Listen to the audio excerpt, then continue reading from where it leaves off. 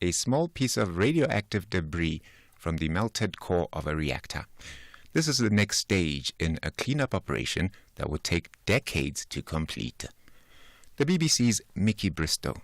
If a small sample can be retrieved, it can be studied, giving a better understanding of how to remove the 880 tonnes of contaminated fuel, all still inside the sealed-off facility. An attempt to get a sample last month failed.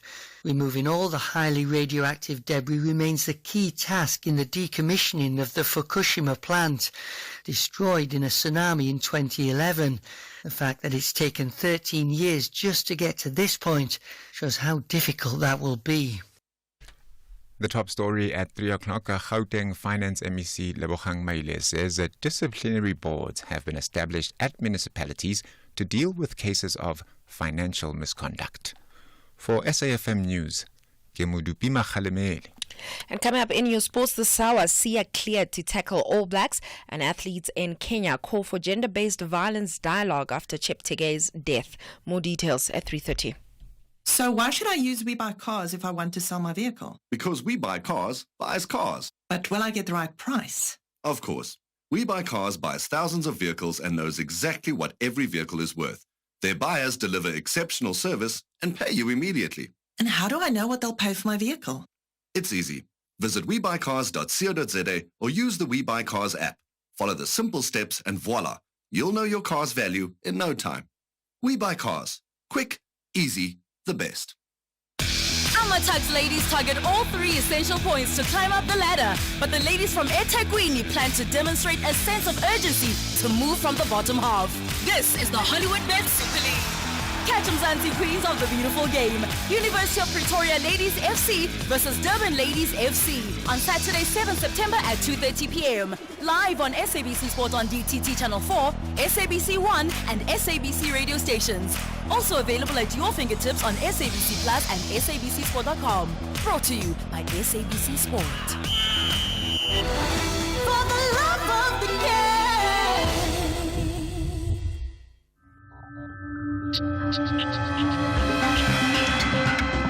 The National Pulse with Ashraf Garda on SAFM. You're listening to the National Pulse. Weekdays, 3 to 6 p.m. Right, what moves the National Pulse today? I'll tell you what, so often in the last few weeks, the move of what moves the National Pulse often refers to who is moving to the MK party. We have Bongani Baloyi, the latest member of the MK party. That must feature in your choices of the big issues that moves the National Pulse today. My name's Ashraf Garda. You can certainly tell me what you think about the big issues. 086 000 2032. To send us a voice note, you can WhatsApp us to 0614 104 107. You can also send us a text message there. And as always, you can give yourself a shout out in terms of where you are if you want to post on Facebook as well as on the SAFM X platform. Tag me as well, Ashraf Garda. Lots to consider throughout the day, I'll tell you now. But I'll talk about the other things later on. Let's get to the big issue. So, lots of rumors, lots of conversation about who goes where. And now we have news that Bongani Baloyi, who remember had his own party, previously with the DA, then with the Action Party, has not only planned to disband his party, but has confirmed that he's moved now to the MK party. So that's the big issue we start with. Let's get him on the line. Bongani, appreciate your time. You're connected to the National Pulse. Thank you so much, Mr. Ashraf, for the opportunity. Thank you. Well, if you call me, just call me Ashraf, I'll call you Bongani. Leave the Mr. out. Absolutely fine, right? Okay. Okay, perfect. Right, listen, so let's talk about you here, right? So why the MK party? Look, after doing our post-election assessment, it was clear to us that the material environment within our body politics had changed fundamentally. Hello? There's another vehicle that can be an I'll tell you what, Bongani, just rewind a bit. We've lost you after you said after the election things had changed. We missed all of that thereafter. So if you could just repeat that, I'll maybe ask the question again. Why the MK party? So after elections, we did an assessment with the collective of leadership of Shiluba. And we realized that the material environment we're operating in had fundamentally changed.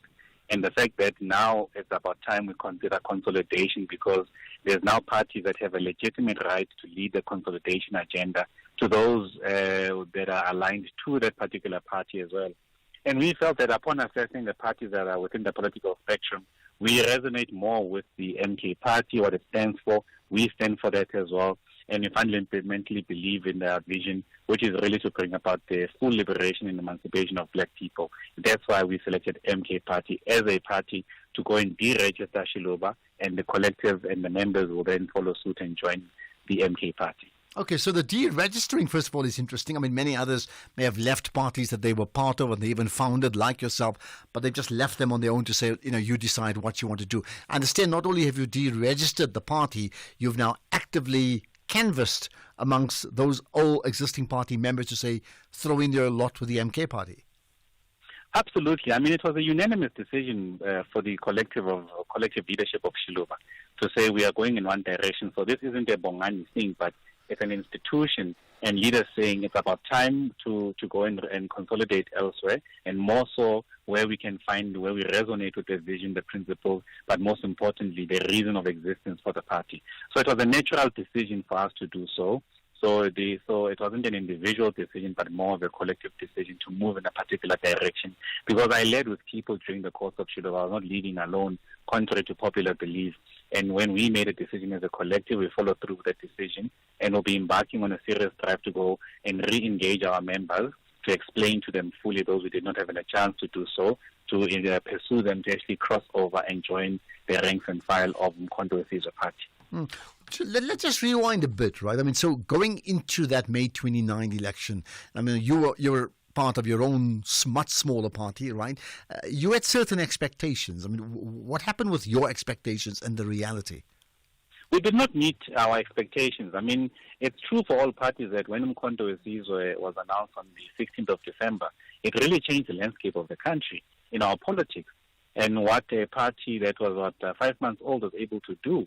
So it was very clear to us that we also need to take heed insofar as the voice and expression of our people through their votes, and make a decision, and a sensible decision. So for us, it has never been about egos. The problem we had prior to elections was, what is the basis for consolidation? Do we all believe in the same thing with those who are new entrants? Do we all want to achieve the same thing? And who is behind this? And we have felt very comfortable with the move we are making now. So, one thing is policy, and I think you made the point about what is right for the country, what is right for transformation, and what is right for the black majority. I think everybody would agree with that, right? That things need to be transformed in the country. A lot has lagged behind over the last 30 years. That's a given. But why then would you then entrust that with the current leadership of the MK Party, considering, there's a big question mark against the leader himself. I'm talking about Jacob Zuma. There are also question marks against others as well. And there's a sense that they themselves have been pretty polarizing. So my question to you is therefore, why your appeal with them? I understand your broader issue about transformation, but why the MK Party? Why not the others? It goes beyond just individuals. When we reflected on this very serious question, it was about ideology. It was about, do we identify the problems we face in the country the same, and we then subsequently identify the response in the same mechanism. So for us, it wasn't about the individuals, even though individuals do play a role in garnering votes and etc. And we believe that there isn't any issues around President Jacob Zuma. If it was the case, and we really believe in the full expression of our people in the election outcomes, South Africans, more than 4 million South Africans voted. And if that was true, South Africans would not have voted. So they see something that is there. So beyond what the popular narrative or dominant narrative may be about individuals, before they've even pursued a process of presenting themselves in any court and being subjected to that process, I mean, and that's the full people. And then we take a recognition of it. Well, what about yourself in terms of your own, let's call it your own ideological transformation? Considering you were once part of the DA, then Action SA, then your own party. I mean, there's been a massive ideological transformation for yourself. One can't assume that what you feel now is exactly what you felt, 5 or 10 years ago. Look, I was saying to someone today that, when I left the Democratic Alliance towards our end in there, I really began to understand the typical problem a Black DA member has, which really part of it is that they are in a permanent state of schizophrenia. Because when they're in the Democratic Alliance and when they are home, these are two different individuals. And what starts the internal contradiction is the fact that we fundamentally believe in something different. The Democratic Alliance will say we believe in the individual first as a part of the society. And we fundamentally are taught in our upbringing that umuntu ngumuntu ngabantu, which simply means you are a person as a consequence of your collective contribution in a society. So it's not individual first, it's society first. Now that contradiction internally is what started within me as I grew as a young person, research, how to find myself. And like any person who seeks self-development, you grow and you become a different person as you grow and embark and research and learn. So what we did with Shluba specifically was to actually delve deeper down to what Ubuntu is. Who are we as a people and how do we translate that into the body politics? And now we're finding the exact same thing with Umkhonto Wesizwe. So if you look at my progression in politics, it has really moved from center right to more of the left. And the same was the case with Action SA and Shluba concretized that and where we find ourselves in. So never mind the name, but look at the logical progression as an individual is growing. You see that it makes sense with the views that I espouse and what Shluba ultimately became and where we are today. I take it that's the case, that you would fundamentally disagree with what is called the Government of National Unity. Absolutely. I don't think, in fact, we are of the view that it's not the correct terminology. We must accept that it's a grand coalition, as Zile educated all of us, between the ANC and the Democratic Alliance. What is even more deeper is the fact that there's inherent contradiction that speaks to transformation, not just continuing in the current trajectory, which has led to minimal benefit for Black people, but rather how do you deepen transformation and broaden transformation.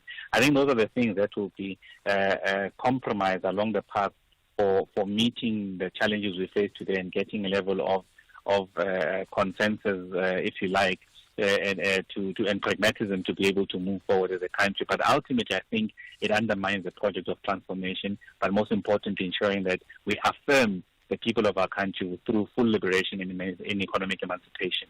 So, I mean, I read a question from one of the callers saying, to Mile, in fact, why can't they, as in, you and the others, do the good work that they claim they want to do for Black people outside of Parliament? Why does it have to be within Parliament? Well, I am not going to Parliament, and someone who's asking such a question, I think needs to have a full appreciation that laws are passed by Parliament. So the laws that govern this country are passed by Parliament. That's why it is increasingly important to have an influence and say in the type of laws that are adopted and approved in Parliament, because those directly shape our country as we see today. So it would be irresponsible for us not to want to be in that space. And I'm not saying me personally I've got ambitions to be in Parliament. And the point I made very clear today was that I would respectfully decline any deployment that takes me to Parliament or any legislature. I really want to focus exclusively in building the party and not being in any government fora. So it's quite important that people must understand that we can't sit back and let our country be dictated by anybody whilst we sit and just say we want to be outside of government or outside of politics. We have to take a position at this stage. It's either we are in or we are out, and we must make that very clear, because what is at stake here is the future of our grandchildren and children, and we must commit towards the struggle. So I'm going to speak to an analyst later on after 5 o'clock, and I'll put this to you, because that's what I'll put to the analyst, right, which is what for you, not just you as an individual, but as a collective, what for you is the appeal of the MK party? Why is there such appeal in that party today when that party didn't exist before and many of them come from other parties? I mean, what are we seeing different regarding the MK party? What people misunderstand or don't understand about the MK is the fact that it is a very symbolic thing for many Black people. It's not just a physical relationship with us over the years, but it's a deeper spiritual relationship. So when we resonate with Umkhonto, it's far more deeper than what meets the eye, and people must understand that. So essentially, Umkhonto Wesizwe is speaking to who we are as a people, not what we are. it's really appealing to us in ways that many people do not have a full appreciation of. So never mind what people say about it, but at the heart of it is about our emotional and spiritual connection to Mkhonto. You, I remember at your time in the Vaal region, I mean, you did extremely well for the DA to the point there was tremendous praise for you. What, therefore, considering all the problems we have in the country, both nationally, regionally, at municipal level, right? What advice, would you give not just the MK party, but would you give the people that lead the country at different levels, whichever political party, as to how they can get local authorities working? Yours was an example of you did get it working. Look, there's a number of things. One, we must strictly scrutinize and have a criteria for people who go to lead in any public level, whether it's at local government, the provincial or national government. There has to be a minimum requirement that ensures that people of merit and competence are able to ascend to these positions of power. And most importantly, it must be people of ethical standing to be able to do what they need to do in government. And I think the third part is that they need to people who must govern must do their work in government and be able to appreciate the contemporary problems and also how we move out of there to a better place. But I really think at the thematic level, we need to be prepared. I think we're just losing. Bongani, you still there? We may have just lost him. If it is, we're going to have to just leave it at that, unfortunately. The time is up, unfortunately. Anyway, so there we are. Bongani Baloyi, the latest person to join the MK party. And that's quite significant. In his own party, that effectively now disbanded. That's the plan. So they moved on. What do you make of it? What's your thoughts about it? And perhaps, and look, this is like a serious question to you, right? What for you do you think, what is the appeal regarding the MK party? Besides, just Jacob Zuma, it has to be beyond that, right? Why is it that so many people see an appeal in that party? Need I say this? Is the MK party of today, by and large, does it reflect the type of ideals of the ANC maybe 10, 15, 20, 30 years ago in terms of what the plan was? And you see that being played out through the MK party? Well, if you have an opinion, I certainly want to hear it, because I have my point, you certainly have yours. 086 000 2032. We'll talk about Algeria and its election coming up right after this. If you're active on social media and love SAFM, we hope you'll take a moment to like or follow our SAFM page on Facebook and Twitter. These are the best places to find all the guest information, conversations, and stories you love from your favorite presenters, along with regular updates from SABC News. And don't forget, you can send your questions to feedback@safm.co.za. SAFM, leading the conversation. SAFM. Prime time all day long. By the way, looking forward to what I think will be a fascinating conversation. When I spoke about analysis, we'll chat to Lakona Nguni coming up after 5 o'clock. So looking forward to that.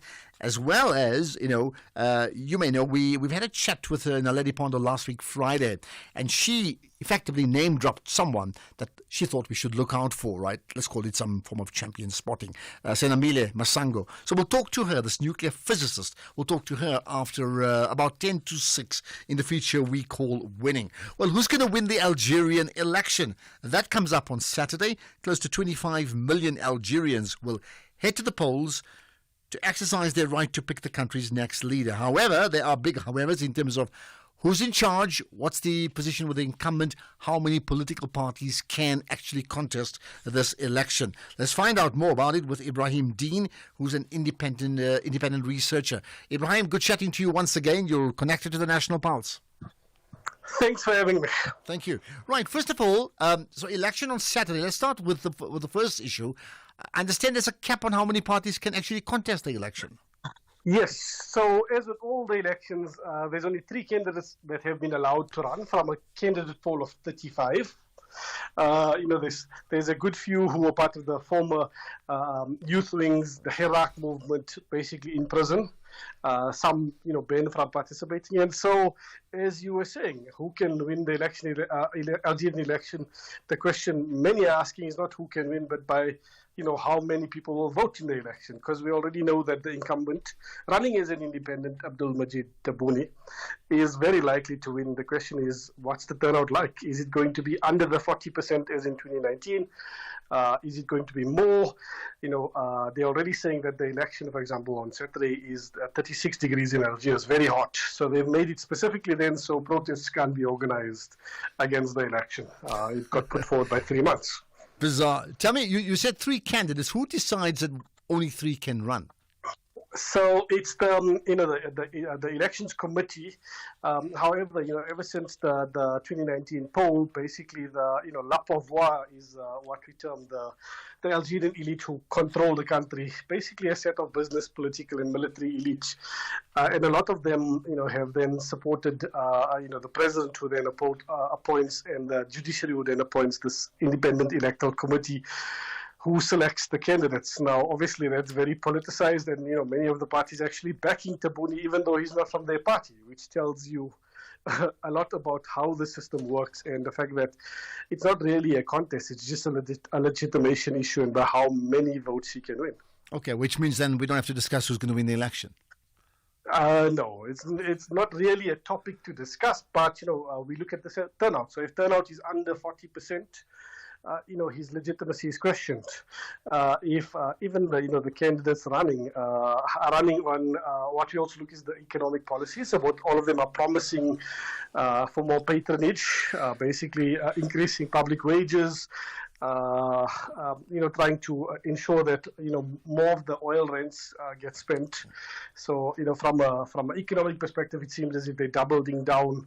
All 3 candidates on the state itself and the power of the state, the power of Algeria is Africa's largest gas supplier.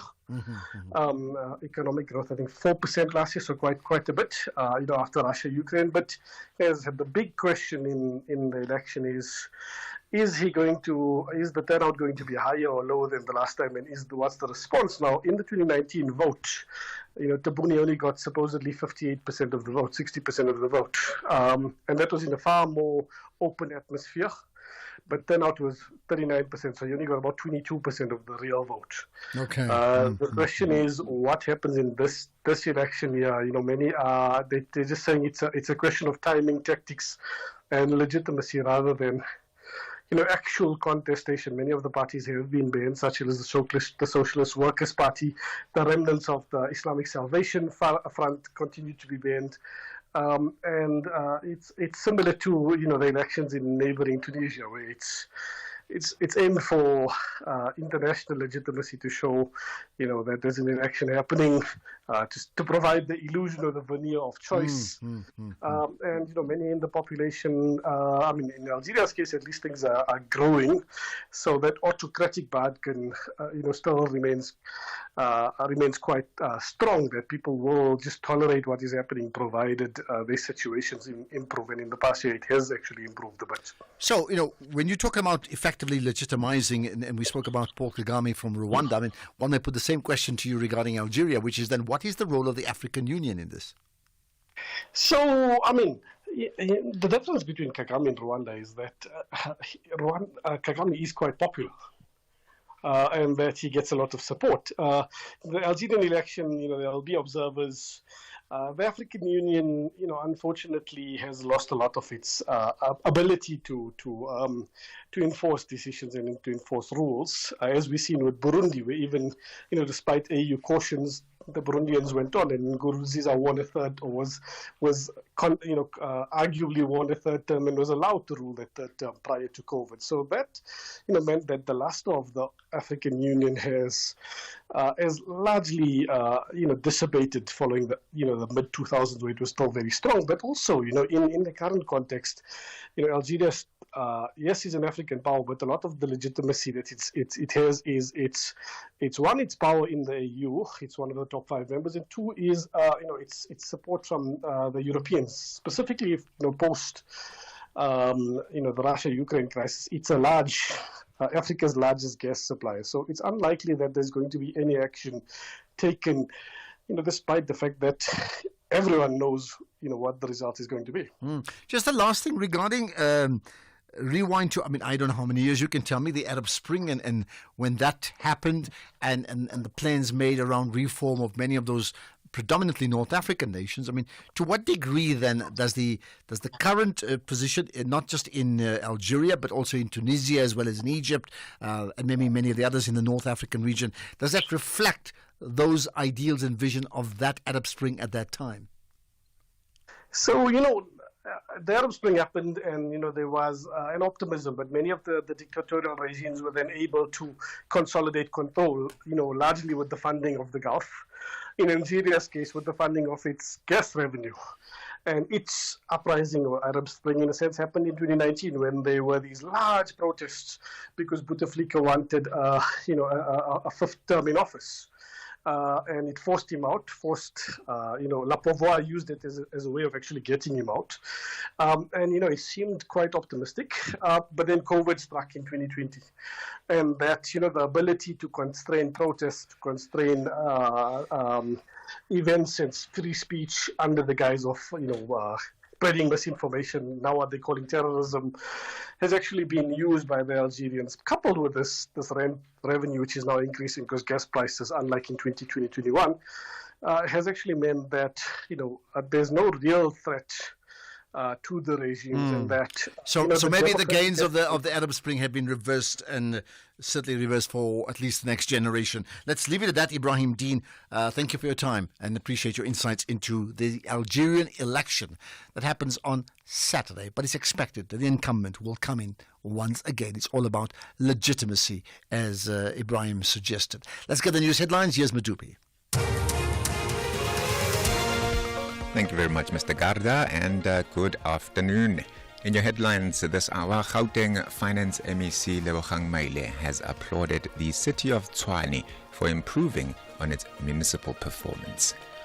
The Northwest Arts and Culture MEC has promised to take tough action against the Mabana Arts and Culture Foundation for spending a substantial amount of its budget on salaries. And the chief prosecutor of the International Criminal Court says justice must be seen to be done after it sought an arrest warrant for Israeli Prime Minister Benjamin Netanyahu and his defense minister in May. A full news update coming up at 4. SAFM, guiding you through the rush hour traffic. Good afternoon. Starting off in Gauteng, the M1 southbound in central Johannesburg slow moving towards Crown Interchange. The M1 northbound in Parktown has a crash near Oxford Road. The N1 northbound in Midrand has a stationary truck reported at New Road. In Bedfordview, the N3 northbound queuing towards Gilulis Interchange, and the N12 R24 westbound has a crash reported before Gilulis Interchange. All lanes are open.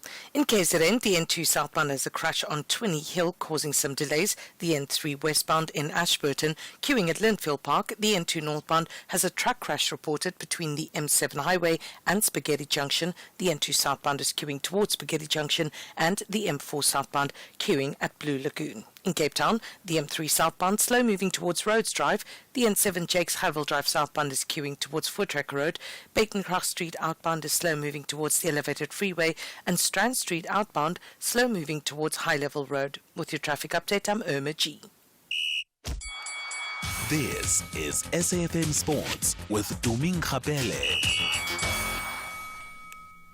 So, to me, you ready? I'm just checking. The Minister of Sport is in the house. Go ahead. What's the big issue? Absolutely. A very good afternoon to you, Ashraf, and our listeners. The big one is Siya Kolisi. He's coming in to lead a Springbok side that has been boosted by two-time World Cup winners Willie Leroux and Lukhanyo Am against New Zealand in Cape Town on Saturday.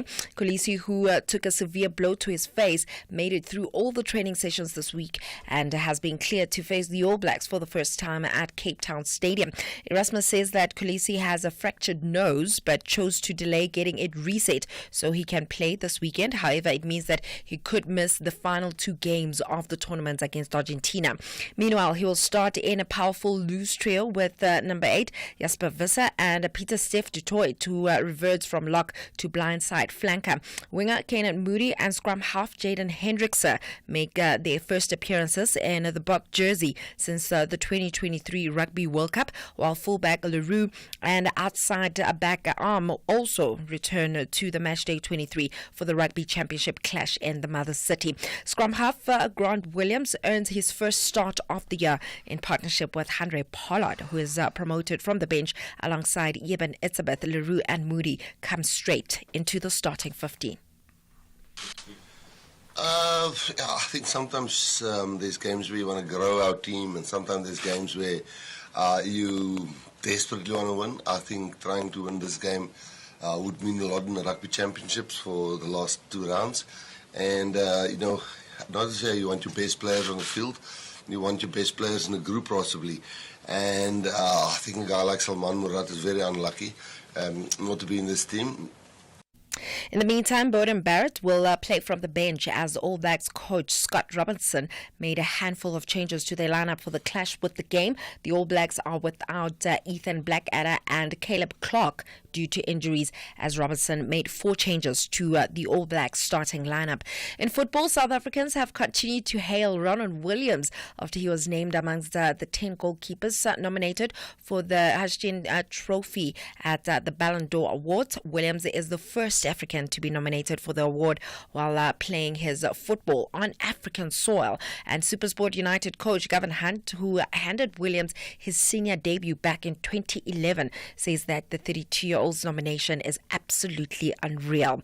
Staying with football, Kama Billiard is set for his international comeback this week after being included in Zimbabwe's squad for the opening 2025 Africa Cup of Nations qualifier against Kenya tomorrow. It will be the 34-year-old's first outing for the Warriors since quitting the national team after the 2022 World Cup qualifiers. However, he was persuaded out of retirement by new Zimbabwe coach Michael Nice and is fancied to line up in the Group J clash being played in Uganda. Elsewhere, Brazil striker Vinicius Jr. has called for Spain to be stripped of its 2030 World Cup hosting duties unless it makes progress in the issue of racism in stadiums. The Real Madrid star believes that more needs to be done to change attitudes in Spanish society. In the meantime, in athletics, South African 400-meter rising star Udim Okan has credited his coach Lyle Wenzel for his exceptional performance at the World Under-20 Athletics Championships. Okan secured gold in the 400-meter and added a silver in the 4x400-meter relay, returning home with 2 medals. And he attributes his success to the guidance of his mentor Wenzel, who has played a pivotal role in his development, helping him rise through the ranks to become a world champion in his age group. Then moving on to sad news, athletes in Kenya are calling for gender-based violence dialogue after Ugandan marathon runner Rebecca Cheptegei tragically died this morning. She was set ablaze by her ex-husband and suffered burns to more than 75% of her body. Now, Kenyan athletes believe that more needs to be done to deal with this problem in the country. Nearly 34% of Kenyan girls and women at the age of between 15 and 49 years have suffered physical violence, according to the government data from 2022, with married women at particular risk. Ending things off with cricket, England captain Jos Buttler has been ruled out of the upcoming T20 series against Australia, with Phil Salt stepping up to lead the side. The 33-year-old has not played since the T20 World Cup in June because of a calf injury, and a recent setback has extended his layoff. England have been forced to juggle the captaincy in recent months across different formats, with Oli Pope, who coming in now taking charge of the test team against Sri Lanka in the absence of skipper Ben Stokes, who suffered a torn hamstring. But that Kenyan story is horrific. Absolutely horrific. And from my understanding, they were fighting for land. After she returned. Yeah, after she returned, she was actually back from church. Yeah. And this happened in front of her kids. this thing of being poured with petrol and set alight. Unfortunately, she has lost her life, and RIP to her. Oh, absolutely. Okay, by the way, we'll talk about Praza putting out trains for the Bafana game and the Springbok game this weekend. Things are changing. We'll talk about that next. Alrighty. Right? More sport in an hour. From 1936 to the future, from Ekaya, Ekas, to Jozi and Burkan to the world, from dance and poetry to stages filled with our hopes and dreams, from SABC radio stations to cross-border triumphs, from drama, comedy and heart-pounding sport to raise our flag, from culture and spirit to the streets where talent is grown, from generation to generations and the shows that kept us entertained. So, what are you waiting for? Kumbule Kaya. SABC has always been home to our joy, stories, and Msanti's magic. Come home to SABC Plus, still home to the best of who we are. Welcome to the team, Andile. Thank you. What will be your first order of business? Well, ensuring our greatest assets are taken care of. Our vehicle fleet? No, our employees. You see, I want them to feel confident in our company's employee benefits, and Old Mutual Corporate is perfect for that. They take care of everything, from retirement benefits to health and group risk solutions, consulting, and more. Visit oldmutual.co.za/employee benefits and go from questions to solutions for your employees with Old Mutual Corporate. Old Mutual Life Assurance Company SA Limited is a licensed FSP and life insurer. T's and C's apply. It is Game On! Game On! It is where the real lovers of the game dive deep into detail of the upcoming local and international fixtures. Join us on Game On as Mr. Sizwe, Flick Bang Mapena and the legends zoom closer to the thrilling performance of the pitch personnel. How was your favorite team's performance? Find out on Game On every Saturday at 2 p.m. on SABC Sport on TTT Channel 4. Also available at your fingertips on SABC Plus and SABCSport.com. SABC Sports. For the love of the game. SAFM. Well, you certainly drive the national pulse. If I ask you a question, what moves the pulse daily, then there are many factors that actually moves it, but who gives it the energy is yourself, you, the audience, wherever you may be. Whether it could be Klebecha or Welkom or somewhere in Polokwane, you certainly do that, or Cape Town or Joburg. By the way, if you wish to join the WhatsApp channel of this show, the National Pulse, just, well, WhatsApp us, 0614 104 107. Just say, join channel. Right, let's get to Klebecha. Pamela, you have a view. Hi. Yes, good afternoon. Good afternoon, Aisha. Good afternoon. I'm just worried, man, about our new Minister of Justice, who is tainted with the VPS. I think it's going to damage, the reputation of the Department of Justice. But the individual too, right? Clearly. I just wish the president can do the right thing and just remove her, The ANC is, is injured already. Losing votes is going to be worse if we can be led, by a tainted person, Well, you see, just on the right thing part, there are processes. I think there's going to be some recommendations made. In fact, we're probably likely to talk about it just now on the show in terms of what happens next with the Minister of Justice. From the ANC point of view as well, to be fair, there has to be processes. You can't just say, okay, there's been allegations about you, just pack your bags and go. You just can't do that. Yes, I understand that. I understand that. But my worry is the very fact that she has got this shady background of VPS money, already it makes, her position in that Department of Justice, affected in a bad way, Fair enough. We're all for the advancement of women, but, to be led by the very first, woman justice minister, with a tainted background is just not acceptable. It is not. Okay, point made. Thank you for that call, Pamela. Concerned as many are regarding the very new Minister of Justice and allegations around receiving some monies, I think about 500 million rands linked to that, the VBS and other trade-offs around that. I want to pick out some voice notes as well. So here's one that certainly will get me thinking. Ashraf, I like your question when you ask Bongani about President Zuma. As always, everybody in media who hates Zuma, they are aligned leaders with their organization, like Malema, EFF, MK, Zuma. But you will be hardly hear somebody who will say ANC after elections it fails because of Ramaphosa. ANC is down, is failing, but no one is saying Ramaphosa. But other organization, you judge the organization with his leader, and it's unfair. That's why people are loving MK. I am MK. I'm going to vote for MK. For the first time, I was ANC. Now I'm going to vote for MK. We get Ramathidiso in Botavin. All right, thank you for that. Interesting take that you made, because, for a long period, when a lot of things went wrong in the country as government, it was run by the ANC, led by the same Jacob Zuma that you mentioned. Notwithstanding your point, which is, yes, I think in many countries in the world, when a party drops from 57 to 40%, that leader normally walks, whoever that leader is. So in a normal world, that person moves on. Maybe it reflects just the weaknesses of the ANC leadership itself, not just from the president, but all the way down, that in fact they couldn't find anybody better, or maybe they felt it's unwise. So it does reflect some of the issues within the ANC, but a vacuum has been created, and I think the big vacuum has been taken up, certainly for now, by the party that you say you love, that you will support, right? I really, Ashraf, about Mr. Baloyi, we appreciate them for what they have tried to do. It's their political careers anyway. They have to make money and feed their families. So they need to find a way. So we congratulate them. They must go to MK. They must not say this thing is about the revolution. This is not about the black people of South Africa. They must not lie to us. Shame. They've been lying to us. The ANC have lied to us also.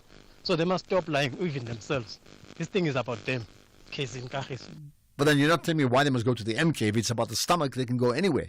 Whoever can give them a position. But he said, Baloyi, that in fact he's not going to Parliament.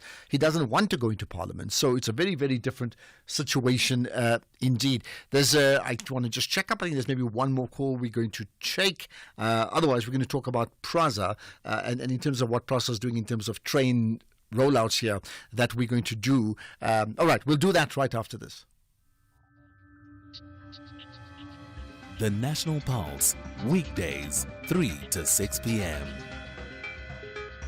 So if I got my facts right, I think that train trip for the people of Johannesburg that moved, used a Gautrain, went to Johannesburg's Park Station, and from the Park Station to what is called Donfontein Station or Alice Park Station, used that train for the first time in forever. Something's happened, dramatic refurbishments that allowed that to happen. And we all said, wow, that's fantastic. I understand that's going to be replicated now with regard to trains to Soweto, to the Orlando Stadium for the Bafana match against Uganda, and the same for the Springboks when they play the All Blacks in Cape Town as well on the weekend.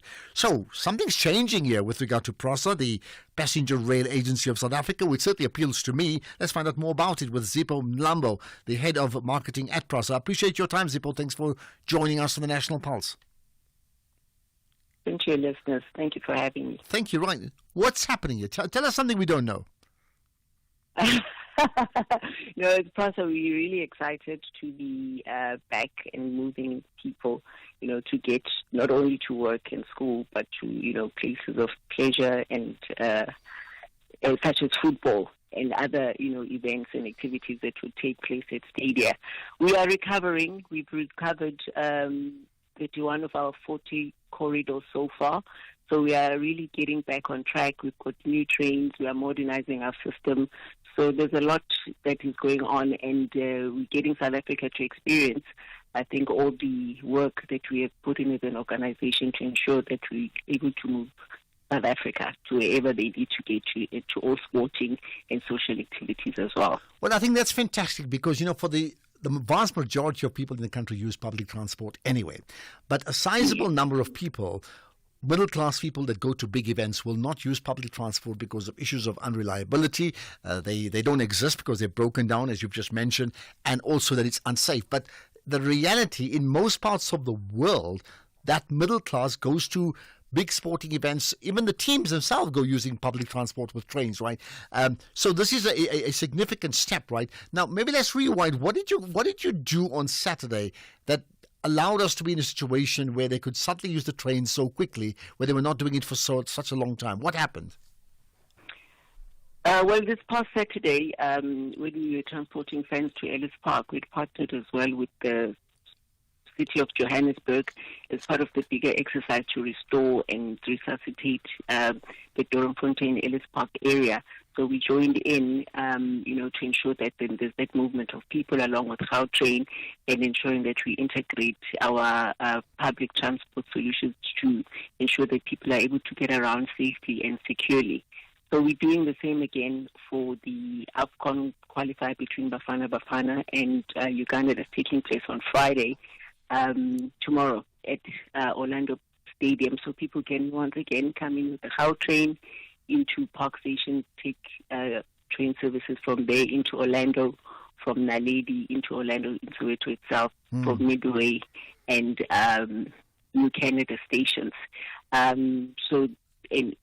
The stadium opens at 3, the match is at 6, so they can come in with all the services that we have up until the time, and we'll be providing a service afterwards from 8 till about 10 o'clock at night. And certainly anecdotally, so that's Friday and then Saturday in Cape Town, right? Now, anecdotally, what we've heard is that it wasn't just good, it was actually world-class, so much praise. Surely you want to hear the same thing coming out of the Bafana game as well as the Cape Town game for the Springboks, isn't it? And linked to that would be, good maintenance, good cleanliness of the stadium, of the trains, but also security paramount, which I did see with regard to the Ellis Park game.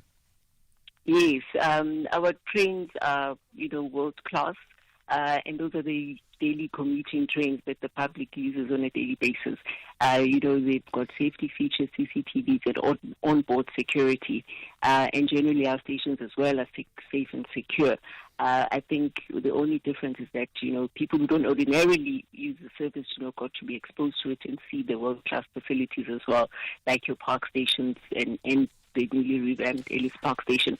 So we've done the same across the board. We are continuing to do that as we recover and rebuilding rail.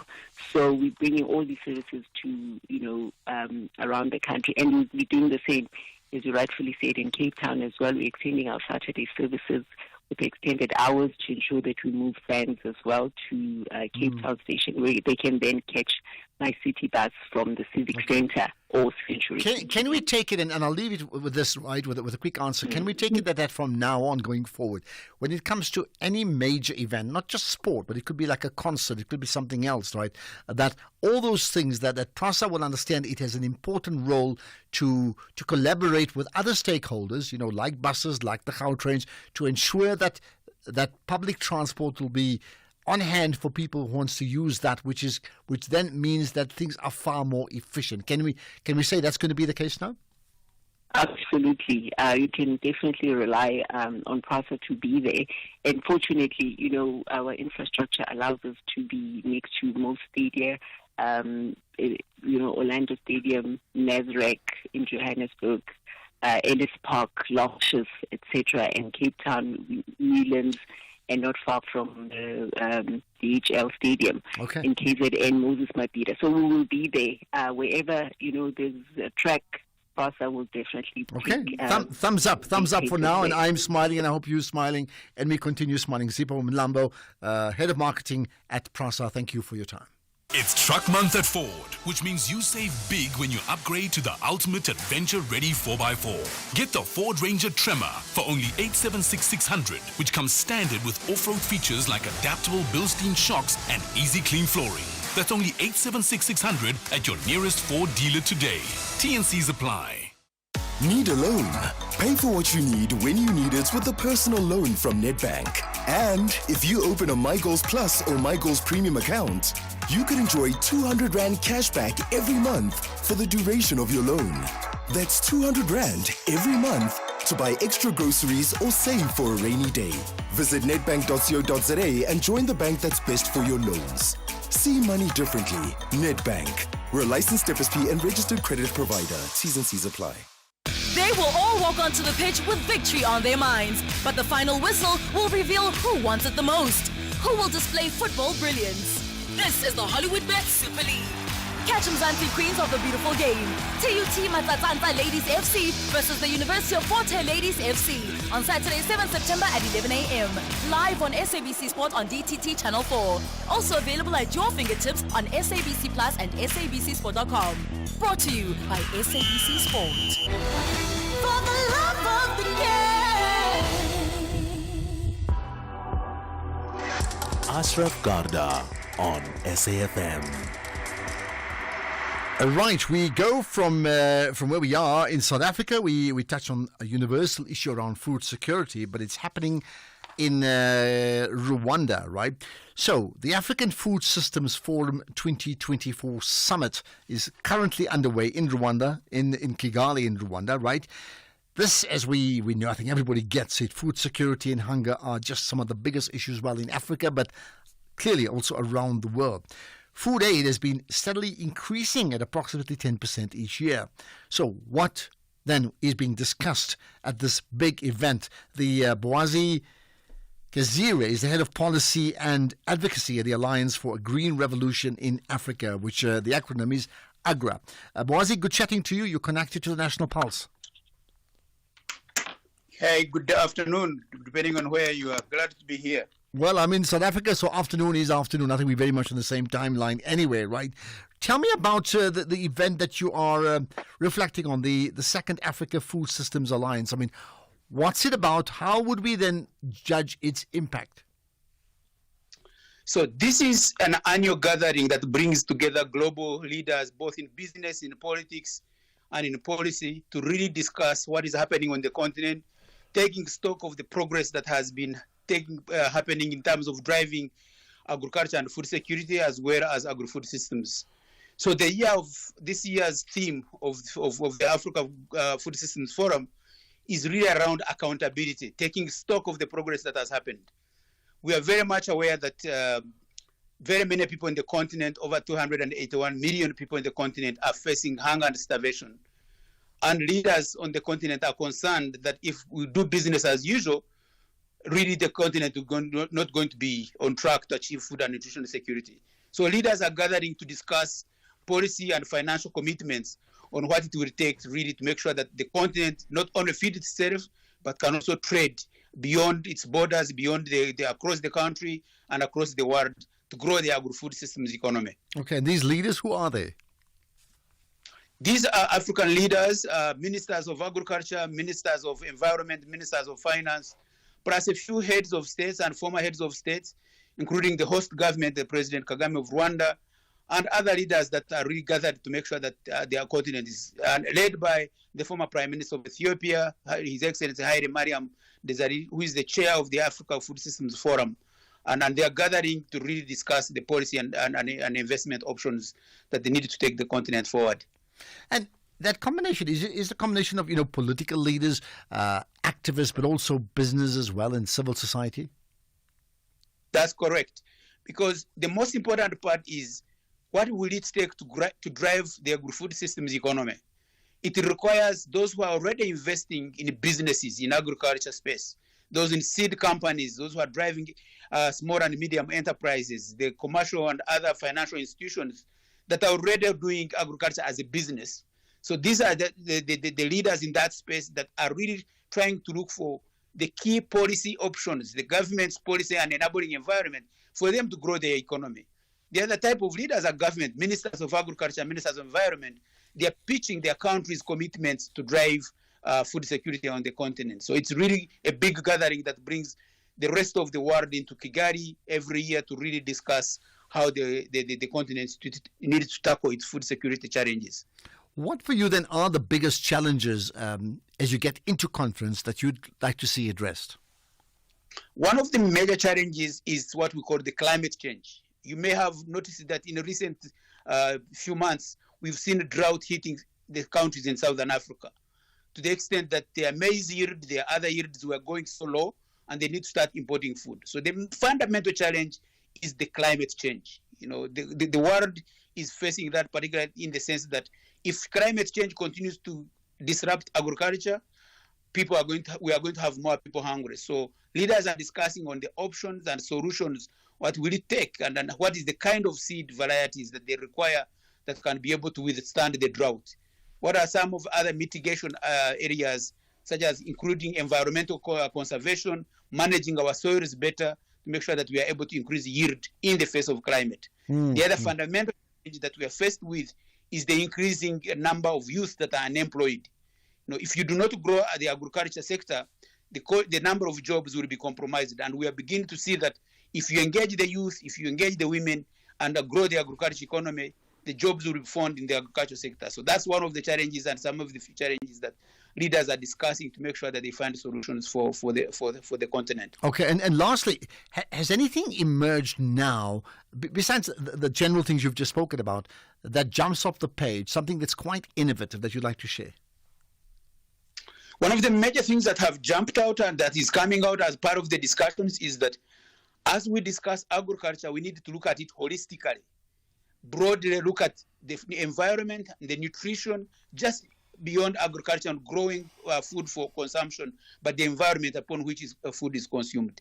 The other major issue that has emerged is the need to strengthen institutional capacities, government capacities, human resources, and the policies to make sure that they are very intentional to allow and grow the agriculture sector. So leaders have actually come out very strongly on what it would need to make sure that the capacity of governments, the capacity of private sector is enhanced to be able to grow the agriculture economy. Okay. And they're beginning to discuss on some of the solutions, to link the sectors together, to coordinate different ministries to allow the sector to grow. And that's where we lead. I appreciate you giving up your time. Boazi Kaizire, who's the head of policy and advocacy at the Alliance for a Green Revolution in Africa. The acronym is AGRA. Thank you for your input. In fact, here's a quick comment about the Baloyi factor. I really, Ashraf, about Mr. Baloyi, we appreciate them for what they have tried to do. It's their political careers anyway. They have to make money and feed their families. So they need to find a way. So we congratulate them. They must go to MK. They must not say this thing is about the revolution. This is not about the black people of South Africa. They must not lie to us. Shame. They've been lying to us. The ANC have lied to us also. So they must stop lying, even themselves. This thing is about them. Well, if they're all lying, then who do you, in fact, believe? Think about that. We'll talk about South Africa and China and the goings-on regarding the political heads of those countries in terms of the China-Africa Cooperation Summit. Sophie Mokoena will talk to us just after the news at 4. It's time for the news with Madubi.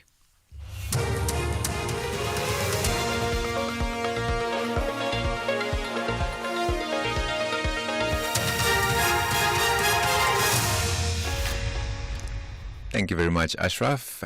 The top stories at 4. Tshwane applauded for improving its municipal performance, and Bongani Baloyi joins the MK party. A very good afternoon. Gauteng Finance MEC Lebogang Maile has applauded the city of Tshwane for improving on its municipal performance after 3 consecutive years of a poor showing. He was responding to the audit outcomes of Gauteng municipalities released by the Auditor General last week. The city of Tshwane, which maintained unqualified audits with the findings for the first 3 years under review, received an adverse opinion in the 2021-2022 financial year. The Metro received a qualified opinion in the 2022-2023 financial year, marking a significant improvement. Former Midvaal Municipal Mayor Bongani Baloyi has announced that he's joining the MK party and deregistering his Chiluva party. He made the announcement in Soweto today. The move follows a poor showing by the Chiluva party in the May elections. Baloyi, who moved from the DA to Action SA before forming Chiluva, follows former EFF Deputy President Floyd Shivambu and SARA's Colleen Makubele to the country's 3rd largest party. Northwest Arts and Culture MEC Colin Maine has promised to take tough action against the Mabana Arts and Culture Foundation. The foundation has been severely criticized in a meeting with the provincial legislature for spending a substantial amount of its budget on salaries. With an annual budget of just over 127 million rand, the struggling entity spends 85 million annually on the salaries of more than 170 employees. Maine says he's shocked by the state of affairs at the foundation. As a department, we ought to babysit Maba. It can't be that we are performing so well as a department. We are performing so well. but our own baby is not performing well and nobody seems to be caring. This report that I don't want to legitimize is an eye-opener. You know, I have not heard of this. I'm hearing about this for the first time, that somebody who's dealing with our finances, Standard 8 or Standard 9. You see, I don't know what is happening, but it's something that I will attend to. Sports, Arts and Culture Minister Gayton McKenzie has assured the families of struggle heroes and heroines who sacrificed their lives for the liberation of the country that the bodies of their loved ones will be repatriated to South Africa. Their remains were found in Zambia and Zimbabwe. McKenzie was speaking at the Freedom Park Heritage Site in Pretoria, where this year's National Heritage Month program was launched. I want to make a promise here today that your loved ones shall follow. We will not rest. My term as Minister of Sport, Arts and Culture shall be overshadowed with finding our veterans and returning them to South Africa. I promise you today that next year we shall have a monument and a flame even for them under my leadership. And the chief prosecutor of the International Criminal Court says justice must be seen to be done after it sought an arrest warrant for Israel's Prime Minister Benjamin Netanyahu and his Defense Minister Yoav Gallant in May. Karim Khan also announced warrants for 3 Hamas leaders. He says all nations need to be held to the same standard for alleged war crimes. I think what we're doing is the antithesis of politics. It's about the equal application of the law, irrespective of whether one receives a round of applause from some quarters or a deafening din of condemnation and assaults of different types from another. The law should be blind to power, to wealth. What we have to do is try to apply the law in a way that is equal based upon some common standards. And that's the job of the International Criminal Court. The top story at 4 o'clock, a Gauteng Finance MEC, Lebogang Maile, has applauded the city of Tshwane for improving on its municipal performance after 3 consecutive years of a poor showing. For SAFM News, Kemudupi Makhaleme. In sports, Bafana looking for winning start at AFCON qualifiers, and JD hits 50 for Western Province. More details at 4:30. SAFM, guiding you through the rush hour traffic. Good afternoon. Starting off in Gauteng, the M1 southbound in central Johannesburg, slow moving towards Crown Interchange. The N12 R24 westbound in Bedfordview has a crash before Gililis Interchange. All lanes are open. And the N1 northbound in Midrand has a stationary track reported at New Road. In KZN, the N2 southbound in Amanzimtoti has a crash on Twinny Hill. The N2 northbound has a track crash reported between the M7 highway and Spaghetti Junction, causing some delays. The M4 southbound is queuing at Blue Lagoon, and the N3 northbound in Ladysmith has track crash recovery near Bergville Interchange. In Cape Town, the N2 Nelson Mandela Boulevard outbound slow moving towards Hospital Bend. Victoria Road outbound is slow moving through Woodstock. Racecourse Road is slow moving in that Lansdowne area, and Main Road slow moving in the central Wynberg area. With your traffic update, I'm Irma G. The National Pulse with Ashraf Garda on SAFM. You're listening to the National Pulse, weekdays 3 to 6 p.m. So I'll be chatting to Sophie McQueen pretty shortly. But let me put this to you. What for you moves the National Pulse today? Certainly in the first part of the show, the first of 1/3, we chatted about Bongani Baloyi, and there's been lots of people commenting again about the fact that he's now moved, once of the DA, then of the Action SA, then of his very own party, the Shaluva Party. Now he's going to deregister the party and join the MK party. It certainly picked up a lot of response, and people are commenting about it. But that's clearly not all. Any comments about Algeria, the things we covered earlier on, and the fact that PRASA now putting out trains, efficient trains for the Bafana game against Uganda, as well as the Springboks All Blacks game in Cape Town. So things are changing, and let's hope more of that continues, isn't it? Anything you want to say on that, you feel free to comment. Here's a comment about Jacob Zuma. I think we need to start to take Mr. Zuma seriously. The guy mean business. Yo, this is serious. Yeah, but only if the people of South Africa will benefit. That is my prayer. Only if we'll benefit. Thank you. It's Okay. So you're basically saying take him seriously only if the people of South Africa will benefit. The question is, how do we know they'll benefit unless what? He certainly can't be in Parliament, but he certainly drives the MK party. I think that we know that. Just where is all this going to end up, isn't it? Here's another comment related to something similar we touched on earlier. Good afternoon, Ashraf. Ashraf, politics of the stomach. In my language, I would say, ushabetlal. These people are feeling their hunger because they were earlier members of different political parties represented in the local municipalities. Now they are out there. They are not getting any income.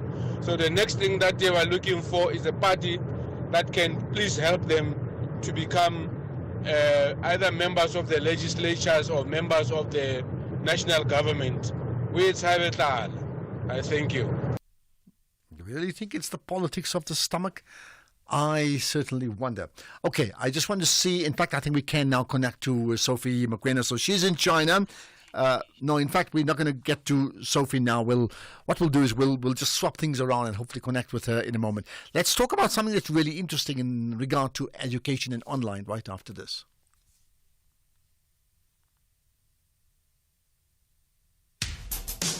SAFM. Right, so let's talk about this. Boki Lepota is the Senior Manager for Public Relations and Communications for Umalusi. And I understand we're talking to you because of really some innovative plans that you are rolling out regarding education. So welcome to the National Pulse. Thank you very much, Ashraf. Thanks for the opportunity. Good afternoon to your listeners. Good afternoon indeed. Right, tell me what's the plan? Well, essentially what Umalusi is doing is it's cautioning members of the public to be aware when making decisions in terms of enrolling with institutional types, including online schools. What we're saying is that currently as we speak, there is no regulation in the country for Umalusi to consider creating any institution that offers education via online, any of the Umalusi qualification, whether you're talking about the NSC, NCV, GTC or N2 and N3. So we are saying people must exercise caution in that regard. When you say exercise caution, tell me more about it. Well, we know that there are institutions that are operating illegally and lawfully in the country, and they call themselves online schools, and they take people's money and they run away after taking the money. So if you are wanting to make a decision in terms of which institution to enroll your children with, you better check with the Provincial Department of Education in which you are, whether such an institution is registered with that Provincial Education Department. Because there are two things. One, the institution must be registered with the relevant Provincial Education Department, and after registering, they must then approach Umalusi with a request for accreditation. So what Umalusi is saying is that as we speak, there is no regulation. There is nothing that we can use, an instrument to use to consider creating such institutions. Okay, and therefore, in terms of where you sit as Umalusi, what can you regulate and what can't you, just so that we understand your role better? What we can regulate currently, it's a normal school as we know it. Because a normal school will have to, if it's an independent school or private school, as it's commonly known, it will have to approach the Provincial Education Department with a request for registration, and once registered, they then come to Umalusi to apply for accreditation. But as for online school, as I'm saying, there is nothing that we can use to accredit them. So as we speak, the Department of Basic Education is working on such regulation, and soon they will be making an announcement in terms of progress made, because we're not necessarily saying these are not allowed. We're simply saying currently there is nothing that we can use to accredit such schools. But there's work going on. This work started last year. Umalusi has been consulted by the Department of Basic Education in this regard. And what we know based on the recent discussions that we have had is that work is at an advanced stage, and announcements will be made very soon. Okay. How widespread is the issue and the problem around, let's call it unregulated online learning? Because, I mean, the reality is, in the past, historically, you'd go to bricks and mortar schools. So the fact that you have online allows a certain type of freedom of access to education or to learning, but also is fraught with danger. And I mean, here's an example of it. So how widespread is the problem? Well, it's quite an issue, but I need to make a distinction between two things. There are online institutions which have been granted concession to write an examination, the NSC examination, under either the Independent Examinations Board or the South African Comprehensive Assessment Institute. These are the two assessment bodies which are accredited by Umalusi to assess the NSC as well as the GETC. So not all online schools are unregulated. We are saying some of the institutions are actually having granted concession to administer the examination under the IB or Sakai. There are those who do not have any form of concessions from either Umalusi or from those assessment bodies. Those are the ones that people need to be careful of. So if anyone is interested in checking whether an online institution which has accepted learners into their program to write NSC or matric exams, they need to check with the IB or Sakai if such have been granted concession to admit learners for this year. Okay, just give me that website or contact number once again for them to be able to check, which I would think would be the first thing they should do no matter what, right? Well, a simple Google search to say IEB, www.ieb.org.za, or you simply say South African Comprehensive Assessment Institute. The contact details should pop out immediately. Okay, much appreciate you giving off your time. That's Biki Leporta, the Senior Manager for Public Relations and Communications at Umalusi. There you are. Online's great, but you certainly have to be very concerned about who's accredited and not, because it's not always as obvious as it seems or how you may take things for granted. We will chat to Sophie Mokoena after this. Hey, Mike, congratulations on your retirement. Thanks, Sandile. Are you preparing for it? Yes, but not just for myself. For you and? For me and my employees. Oh. Since we moved to Old Mutual Corporate, their retirement funds have not only been safe and secure, but gaining competitive returns through exposure to diverse investment markets. Impressive. Visit oldmutual.co.za/employee benefits and go from questions to solutions for your employees with Old Mutual Corporate. Old Mutual Life Assurance Company SA Limited is a licensed FSP and life insurer. T's and C's apply. They will all walk onto the pitch with victory on their minds, but the final whistle will reveal who wants it the most, who will display football brilliance. This is the Hollywood Bet Super League. Catch Mzansi Queens of the beautiful game. TUT Matsatsantsa Ladies FC versus the University of Fort Hare Ladies FC on Saturday, 7 September at 11 a.m. Live on SABC Sport on DTT Channel 4. Also available at your fingertips on SABC Plus and SABCSport.com. Brought to you by SABC Sport. For the love of the game.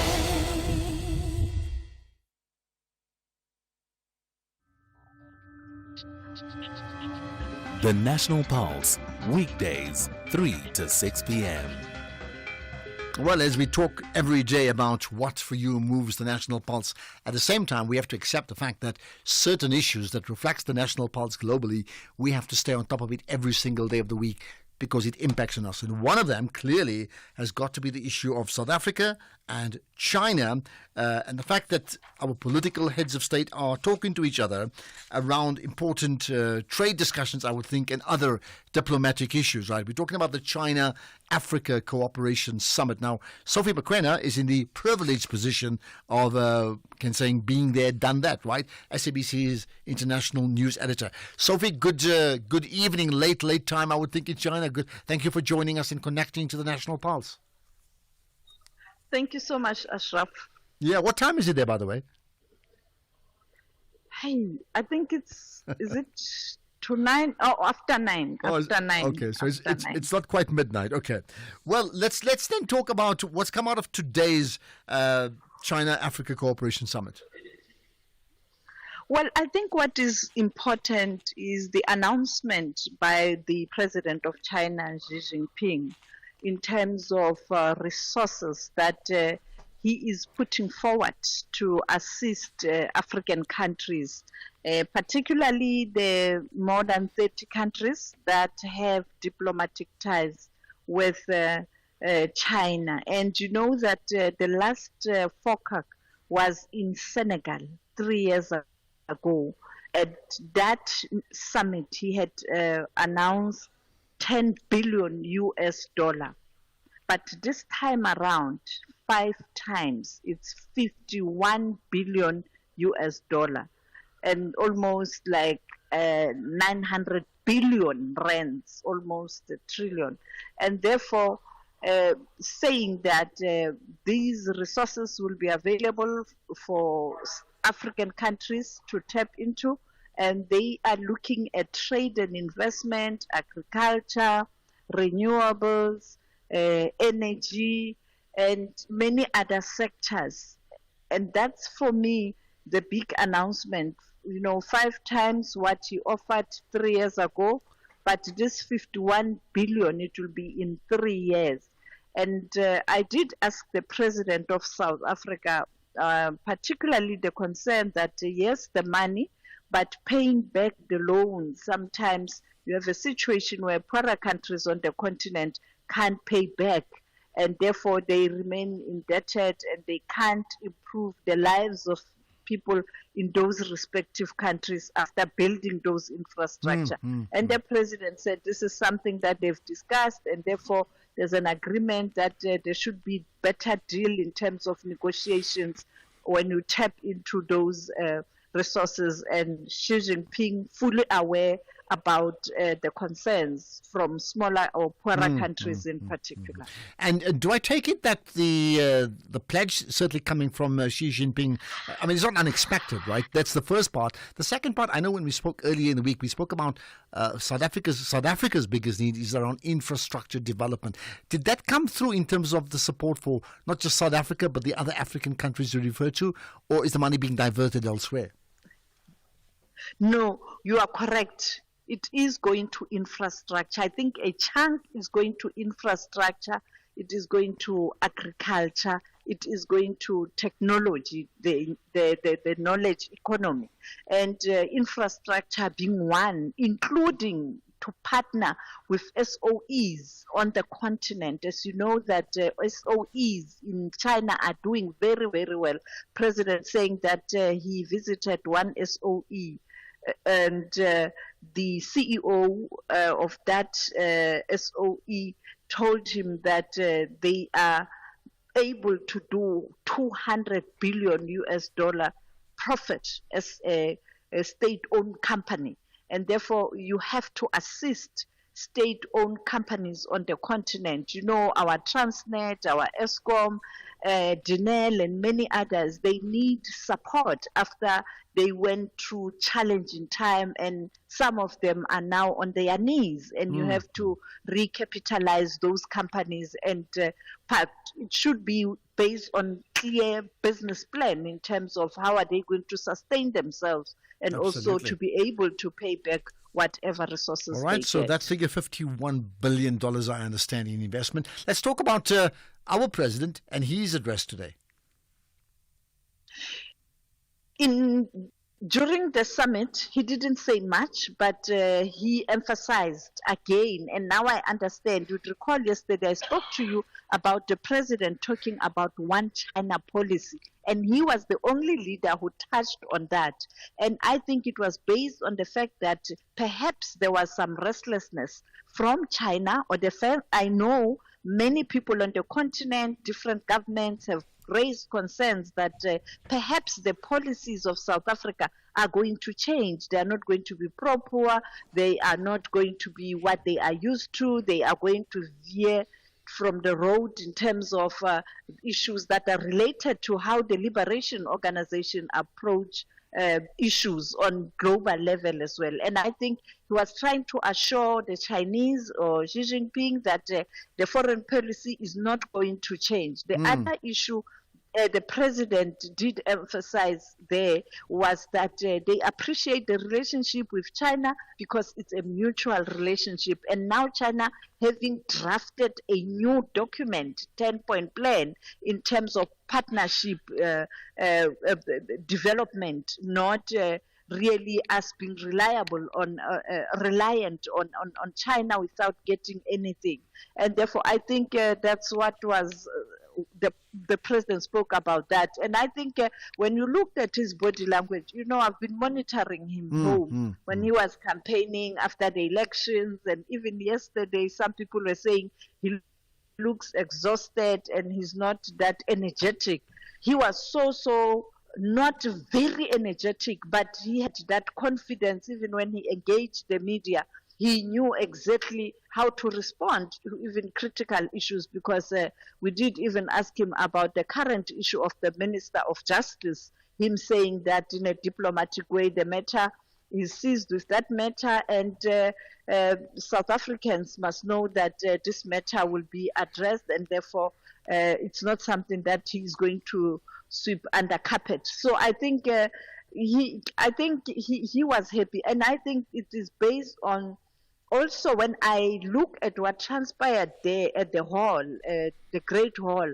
You have these heads of states, many of them, and the president was among those who spoke.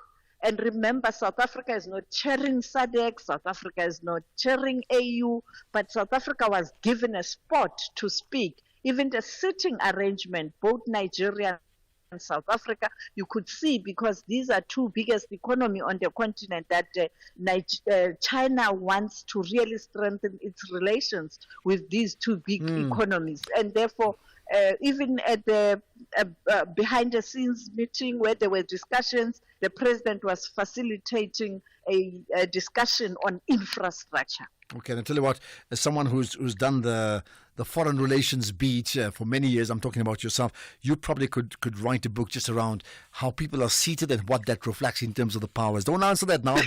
That's for your book. I mean, that's really... Even when they move into a room, you get a story. Even when they go out, when they shake hands, it's a story. Maybe we need to talk about that some other time. I'd love to have a chat just about that. But here's the last thing for now, right? I mean, this must be, if not the first, this must be one of the most significant foreign trips made by South African leadership post the establishment of the Government of National Unity. I can't remember any other, right? Now, the point I want to ask you is this. Are you able to see a manifestation of a different tone change, both from the presidency and that leadership, and the fact that we now have a GNU, so there are political leaders in opposition, and notably so the leader of the DAs with the president in China, right? Then, and how that plays out. Look at my Twitter account. I posted something where the president was talking about this opposition party member who's a member of cabinet, whose party stance has been pro-Taiwan. And after visiting China, he had a complete different perspective about China. And the president also saying that he was able to explain to his counterpart, Xi Jinping, what this Government of National Unity is all about. And as I pointed out, I know for the fact, I get calls from the continent, I get calls from embassies, particularly the African countries, who are worried that South Africa's posture is going to change. Others are worried that the African countries are going to sideline South Africa. The issue of trust is going to come in. So I think when the president is engaging going forward, he is also going to ensure that he's able to explain where the country is, what's happening, because he is sensitive to the fact that, particularly for a former liberation organization, what has happened was a real shock. And there are fears that South Africa or the ANC policies are not going to be the same as they know it. And I think the president took the opportunity to explain that the policy will not change. Okay. That's why the one China policy. All right. Well, I tell you what, feel free to tag me from your tweet. I'm certainly going to share that as well. I think it's an interesting one that I'm absolutely looking forward to. Sophie, good chatting to you as always, and perhaps we'll talk tomorrow.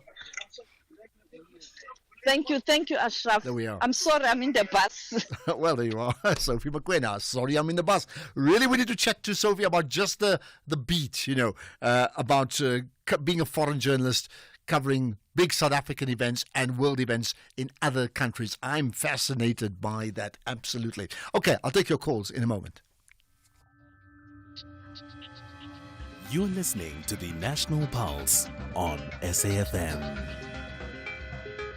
Tell you what, yesterday the big issue that moved the National Pulse was all about the post office. We've had no comment about the post office until now. Felix, you have a view? Yeah, Ashraf. Yeah. How are you, man? Good, man. How's it, Felix? Go ahead. Oh, okay. Ashraf, man, I couldn't get through yesterday. Listen, man, the post office thing. Yeah. You know, there's nobody that's actually taking responsibility. How is it always people with taxpayers' money just going missing like that every time?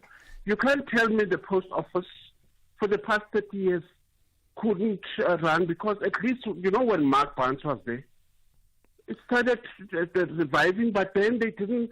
I suppose they was blocking them from not eating the thing, taking our the money. Well, I mean, that's why you heard Mark Barnes say that's why he quit, because he felt that the monies the monies from the bank were being removed. Yeah.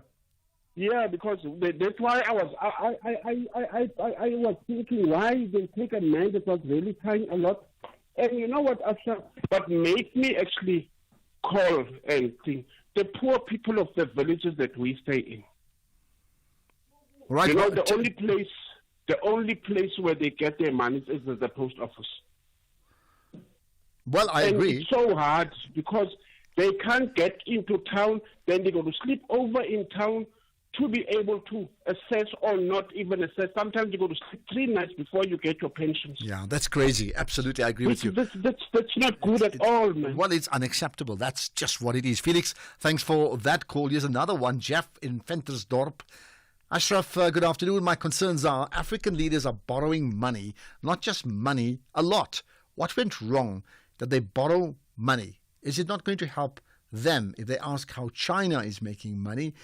I just don't get with these poor leadership of African countries from Jeff in Ventersdorp.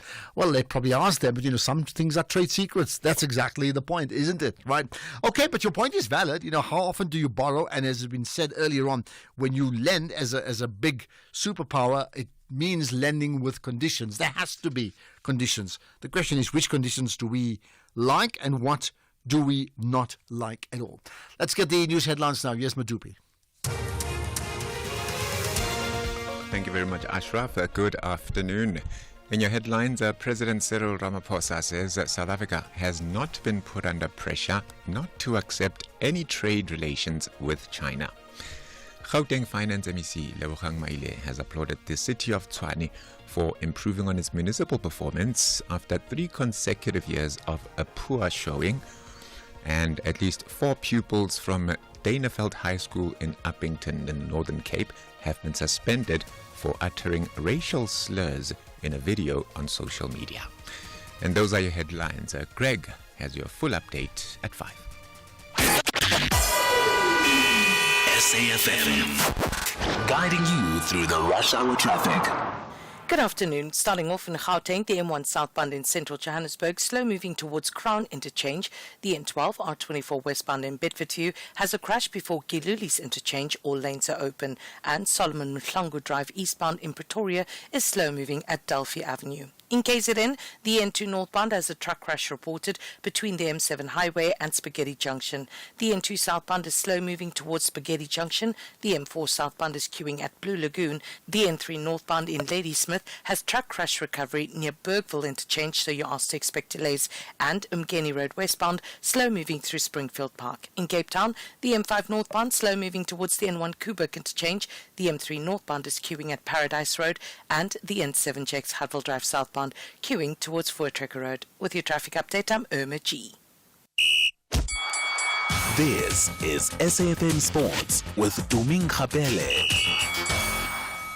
Right, let's talk sport. Let's talk Bafana. Yes, South Africa will look for a winning start to the qualifiers of the 2025 Africa Cup of Nations when they host Uganda for a Group K clash at the Orlando Stadium tomorrow evening at 6 p.m. It will be live on SABC 3, and South Africa will be looking to qualify for the Continental Tournament for a 12th time. They come into the match on the back of a solid start to their qualification campaign for the 2026 World Cup, having played to a 1-1 draw on way to Nigeria and claimed a 3-1 home win over Zimbabwe back in June. And obviously, in some great news, PRASA has announced additional train services for fans attending the match at Orlando. There will be trains from Park, Naledi, New Canada, and Midway Station to Orlando Stadium. The rides are not free, though. However, very affordable. Fans can purchase their train tickets at the nearest stations for a fare of 14 Rand 50 cents for a return tip. Meanwhile, Bafana coach Hugo Bruce says that Ronwen Williams deserves to win the Yashin Trophy. It's surely something I'm proud of if one of your players is nominated for the Ballon d'Or. But the other side, when you see the performances of Ronwen, not only in the national team, so also with Sundowns, but especially maybe with the national team in the latest AFCON, and I think you can only say that he deserved it. So I looked a little bit with who is on the list. For me, he has a chance to win it. But yeah, he's only a South African, and you know, in choices or things like that, yeah, they're sometimes looking for a bigger name. But when you see the performances of Ronwen, I think he deserves it, and it makes me proud. Staying with football, Mamelodi Sundowns coach Manqoba Mngqithi says that their dominance in the PSL top flight has also been helped by the inconsistency of their rivals. The Downs mentor was speaking to whether the reigning Betway Premiership champions will again be runaway leaders ahead of the 2024-25 season kick-off next week. Here's Mngqithi elaborating on his view. To be honest, I think the reason why sometimes we end up winning the league with very big margins is not necessarily because of how good we are. Sometimes it's because of how good the league is, because most teams beat each other, and because of that, of no clarity who wins regularly and consistently, we will always be viewed as the favorites because we happen to win regularly sometimes when other teams can easily beat this one this time around, but the following week is a different story. And that is probably the most important thing that most teams must worry about, because most teams are always looking at playing against Sundowns and beating Sundowns.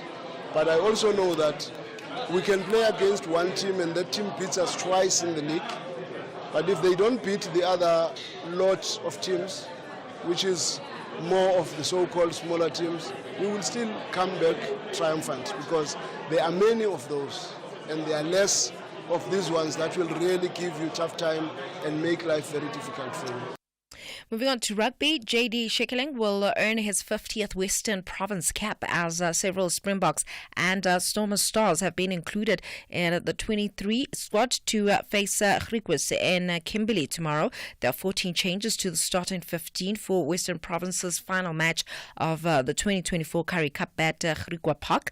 Fullback Luke Berger is the only player to retain his spot in the run-on team, with Dan du Plessis taking over the captaincy and number 12 jersey in a new look midfield with the outside centre of Solomon Hudson-Berg. In athletics, Kenyan athlete and gender activist Juan Chelimo says that she's in shock and pain after hearing about the death of Rebecca Cheptegei. The 33-year-old suffered burns more than 75% of her body, making her the third sportswoman to be killed in Kenya since October 2021. Uganda's Minister of State for Sports, Peter Ogwang, said that Kenyan authorities were investigating the killing, which has shone a spotlight on violence experienced by women in the Eastern African nation. Chilemo says that Cheptegei deserves justice. I felt pain, because I know her. I was with her in Olympics. I was just with her in Paris, and she was so excited. She was so hardworking. She was a mom. I feel like, what can we just, I don't know. I just have mixed feelings. Now, I hope there will be something to be done, because I don't know how many more lives that we need to lose so that they wake up. That's it. It's a wrap from my side for now. Okay, again, I mean, we discussed it earlier on. It's really, really sad. Just let's talk about the goalkeeper.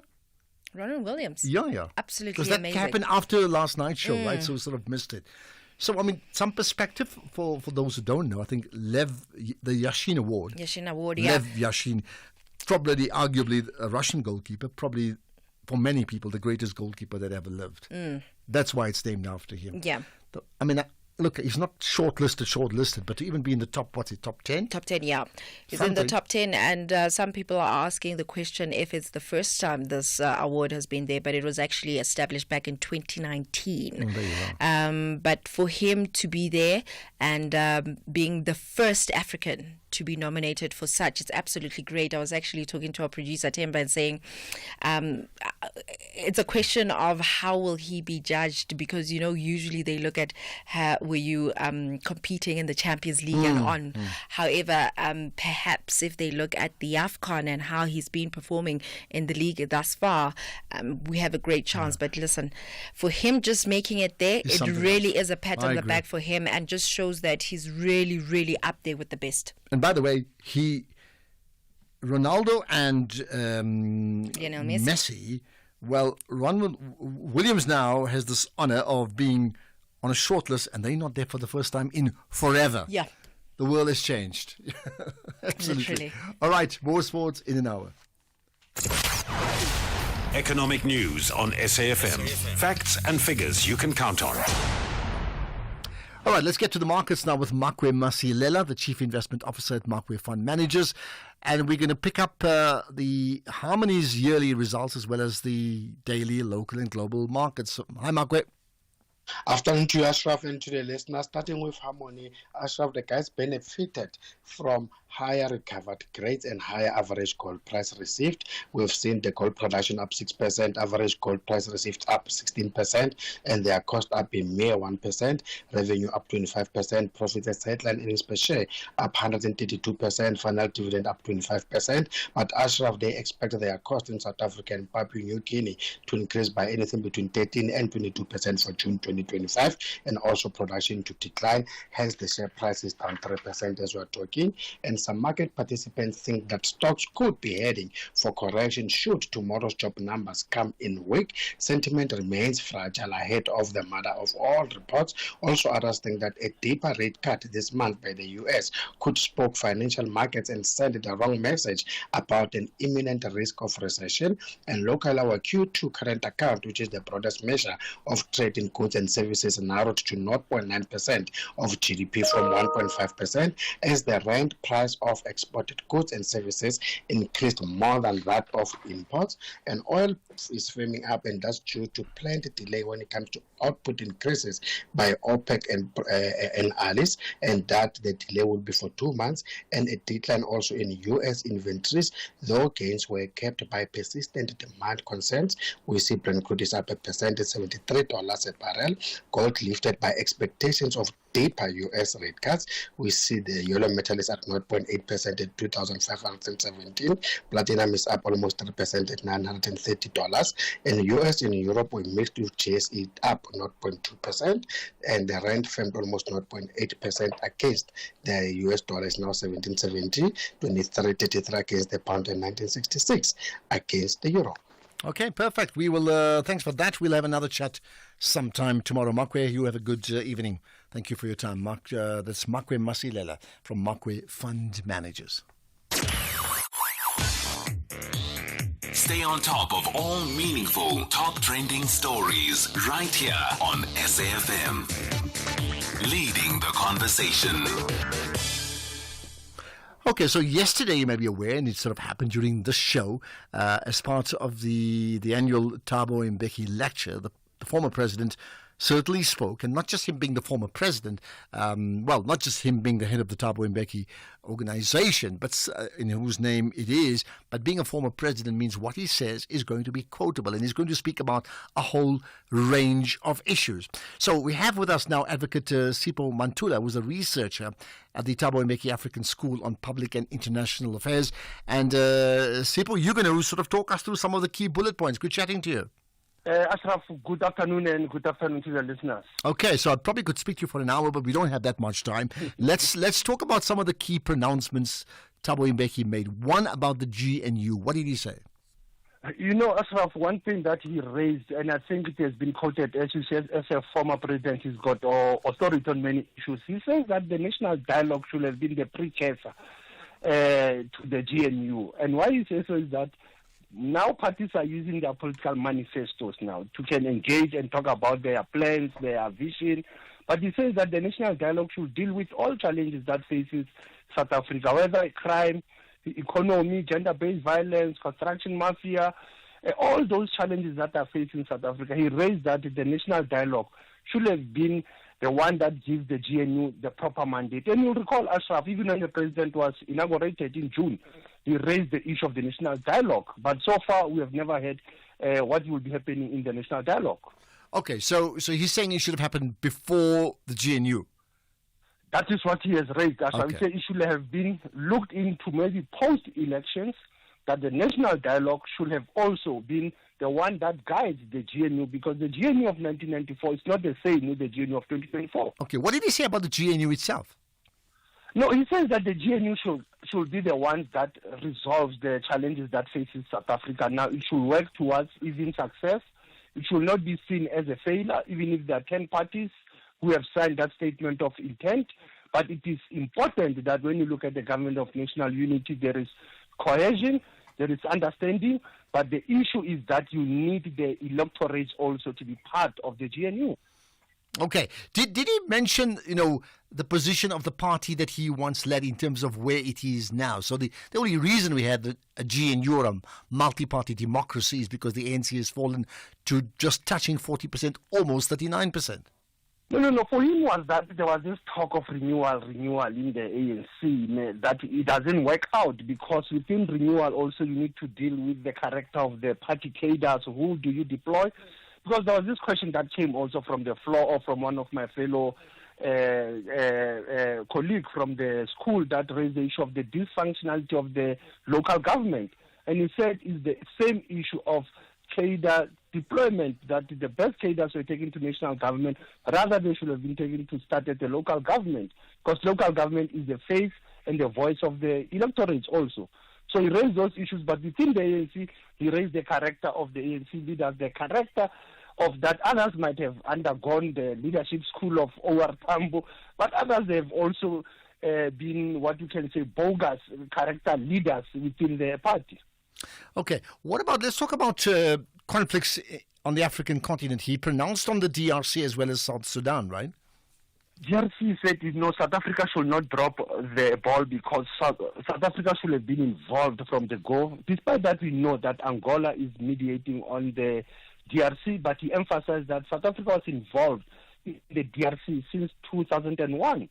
And even during the time of the former founding president Nelson Mandela, he touched on the Sudan, saying that the Americans are trying to mediate on Sudan, but also it is the question of the AU. He was lamenting particularly on the AU mediation efforts, AU dragging on many conflicts in the African continent, particularly the one of the Sudan as well as the DRC. So he was concerned about those conflicts, that they are also delaying the African Renaissance project.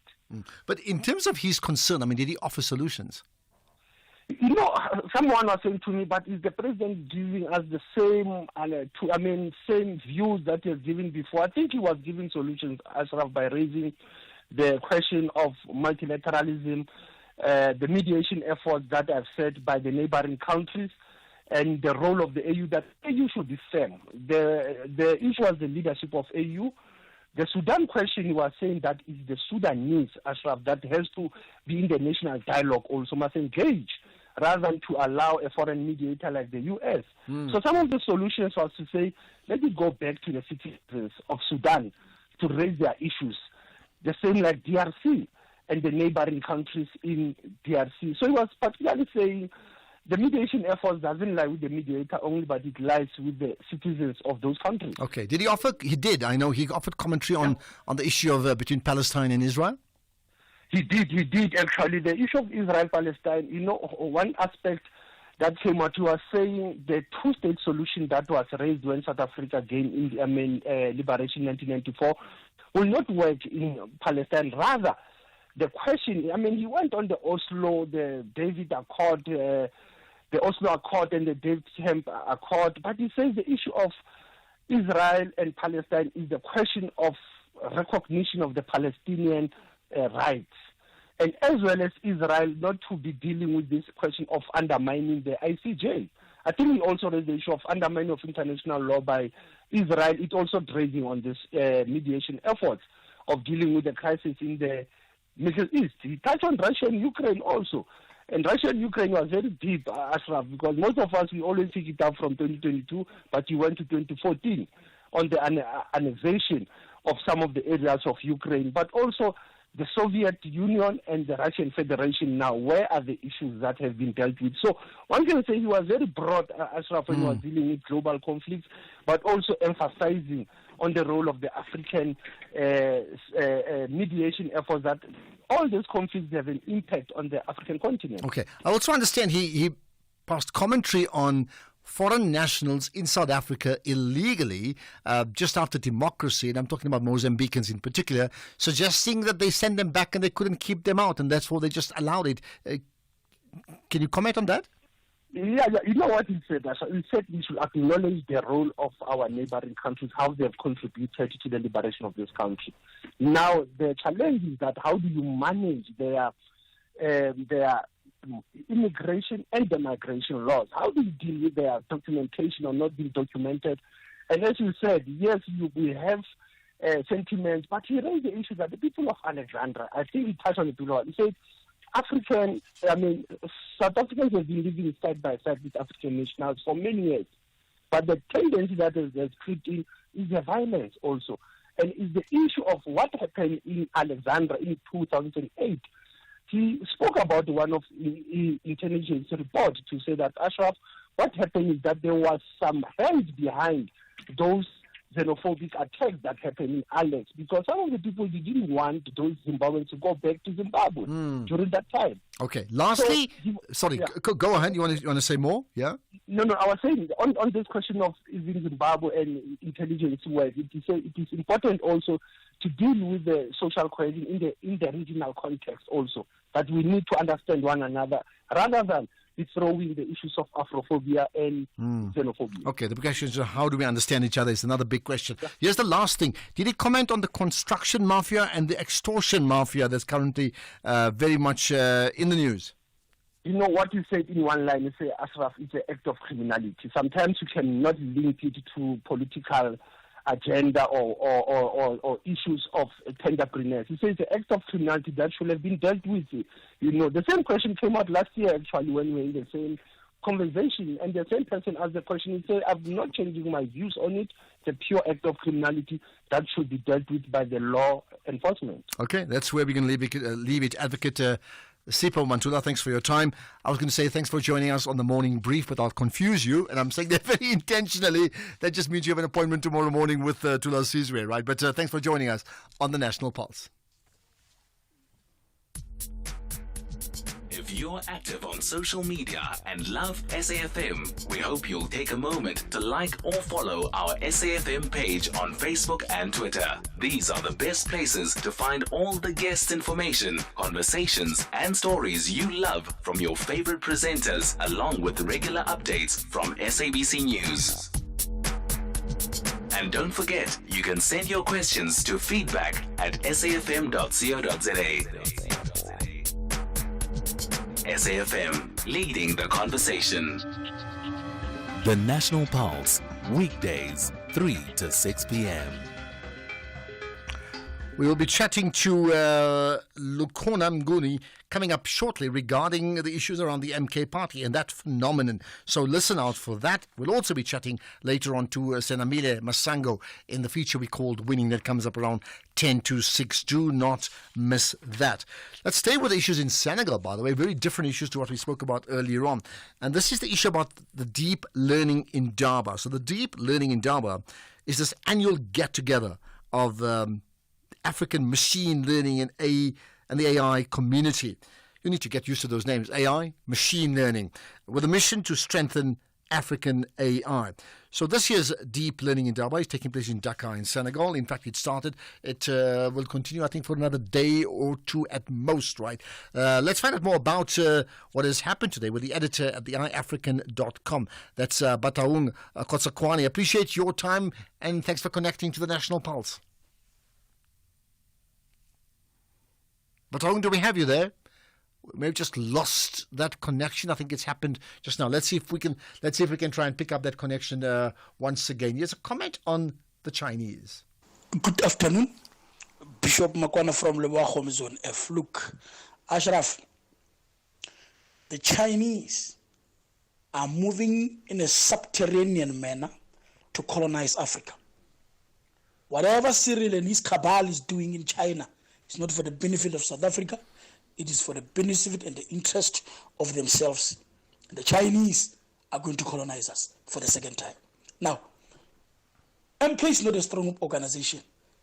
People whom are hungry are just running to it because Zuma is giving them some amphafashas.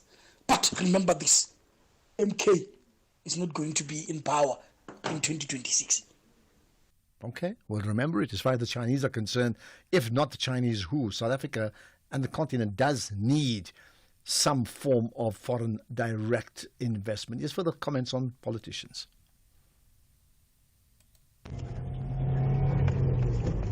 Hi, Ashraf. Yes, this is Sabata from Durban. Hey, these kind of politicians we have in South Africa, really, it's a strange thing when you look at it. I mean, for someone to move from a DA ideology to MK or even EFF, because MK and EFF, they are more or less the same ideology. It's not surprising for someone to move from MK to EFF, and the ideology is more or less the same, even the ANC for that matter. But for someone to move from DA to MK or EFF, I know. That person is not serious. He's not taking us as South Africans. He's taking us serious as South Africans. Well, there you go. Well, it's a point that I actually made when I spoke to Bongane Baloyi. It's a dramatic shift, isn't it? I mean, what's the equivalent of moving from the DA to the MK party? Can you think about anything else, not in politics, but in something else, like completely dramatic? I don't know. It's like it's a communist becoming a capitalist. You know, something along that line. I mean, I don't know. It just the range of change is certainly quite dramatic. Here's another. Yeah, good afternoon, Ashraf. Ashraf, those people that are going to MK party, if you can check their background, those people love power. They are there for positions. They're not there for anything else, for maybe advancing the life of the poor. No, they are there for power. They are there for their stomach. They are there for self-ego and to boost their self-esteem and all those type of things. And with MK, they got it wrong because the old man is building that party for his children. That party is going nowhere, slowly. Wait until they go for election, for their own conference. You will see that it's going nowhere slowly. Bob, Cape Town.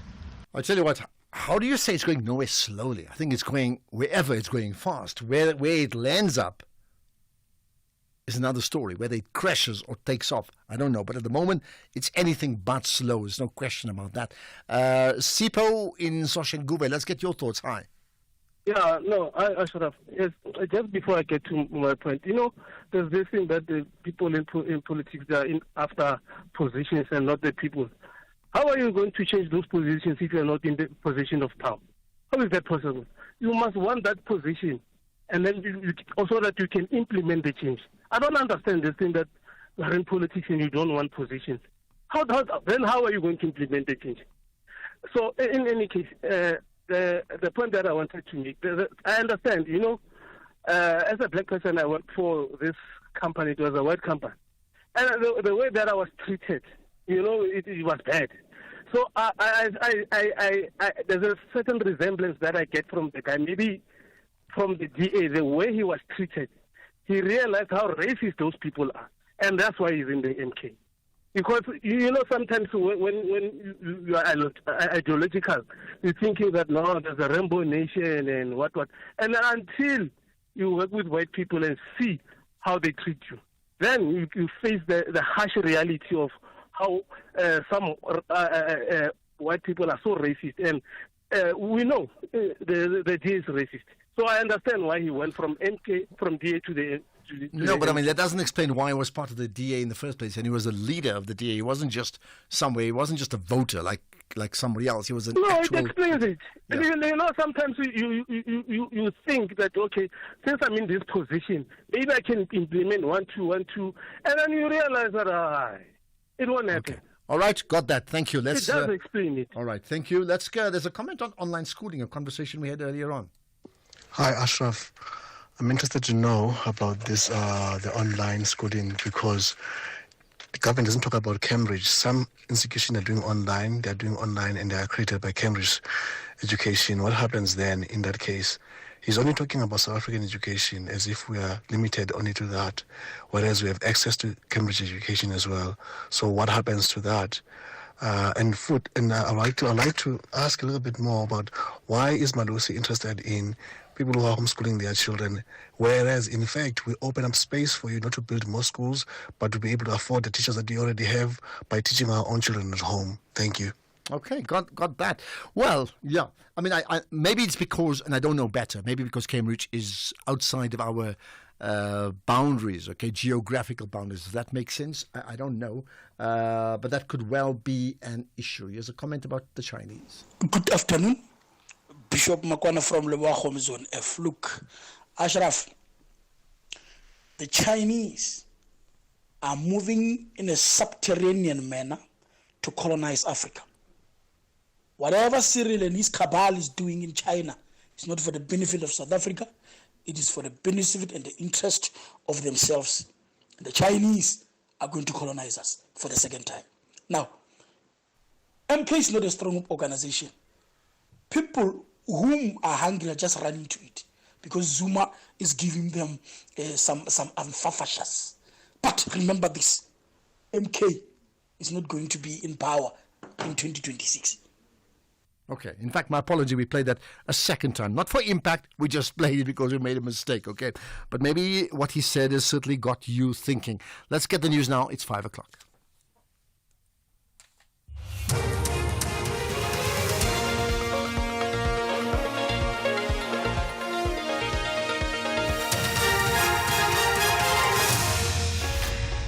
Thank you, Ashraf. Ramaphosa defends SA sovereignty and praise for the city of Tshwane. Good day to you. President Cyril Ramaphosa says South Africa has not been put under any pressure to accept any trade relations with China. He says Pretoria is economically and politically sovereign. He says South Africa deals with other countries on a bilateral basis. The president was addressing the media in Beijing on the sidelines on the Forum on China-Africa Cooperation Summit. South Africa is not being lobbied by anyone not to accept investments from China. South Africa is a sovereign country, and we want to remain sovereign both politically and economically, and when it comes to foreign policy as well. And we do this with the recognition or with the understanding that, like any other country, we want to respect countries that we deal with, and we would like those countries not to impose their will on South Africa.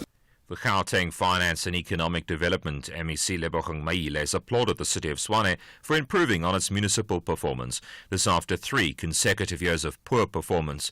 He was responding to the audit outcomes of the Gauteng municipalities released by the Auditor General.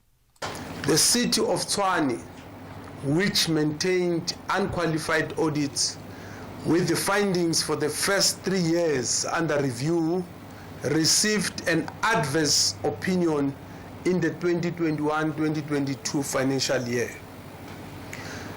The Metro received a qualified opinion in the 2022-2023 financial year, marking a significant improvement.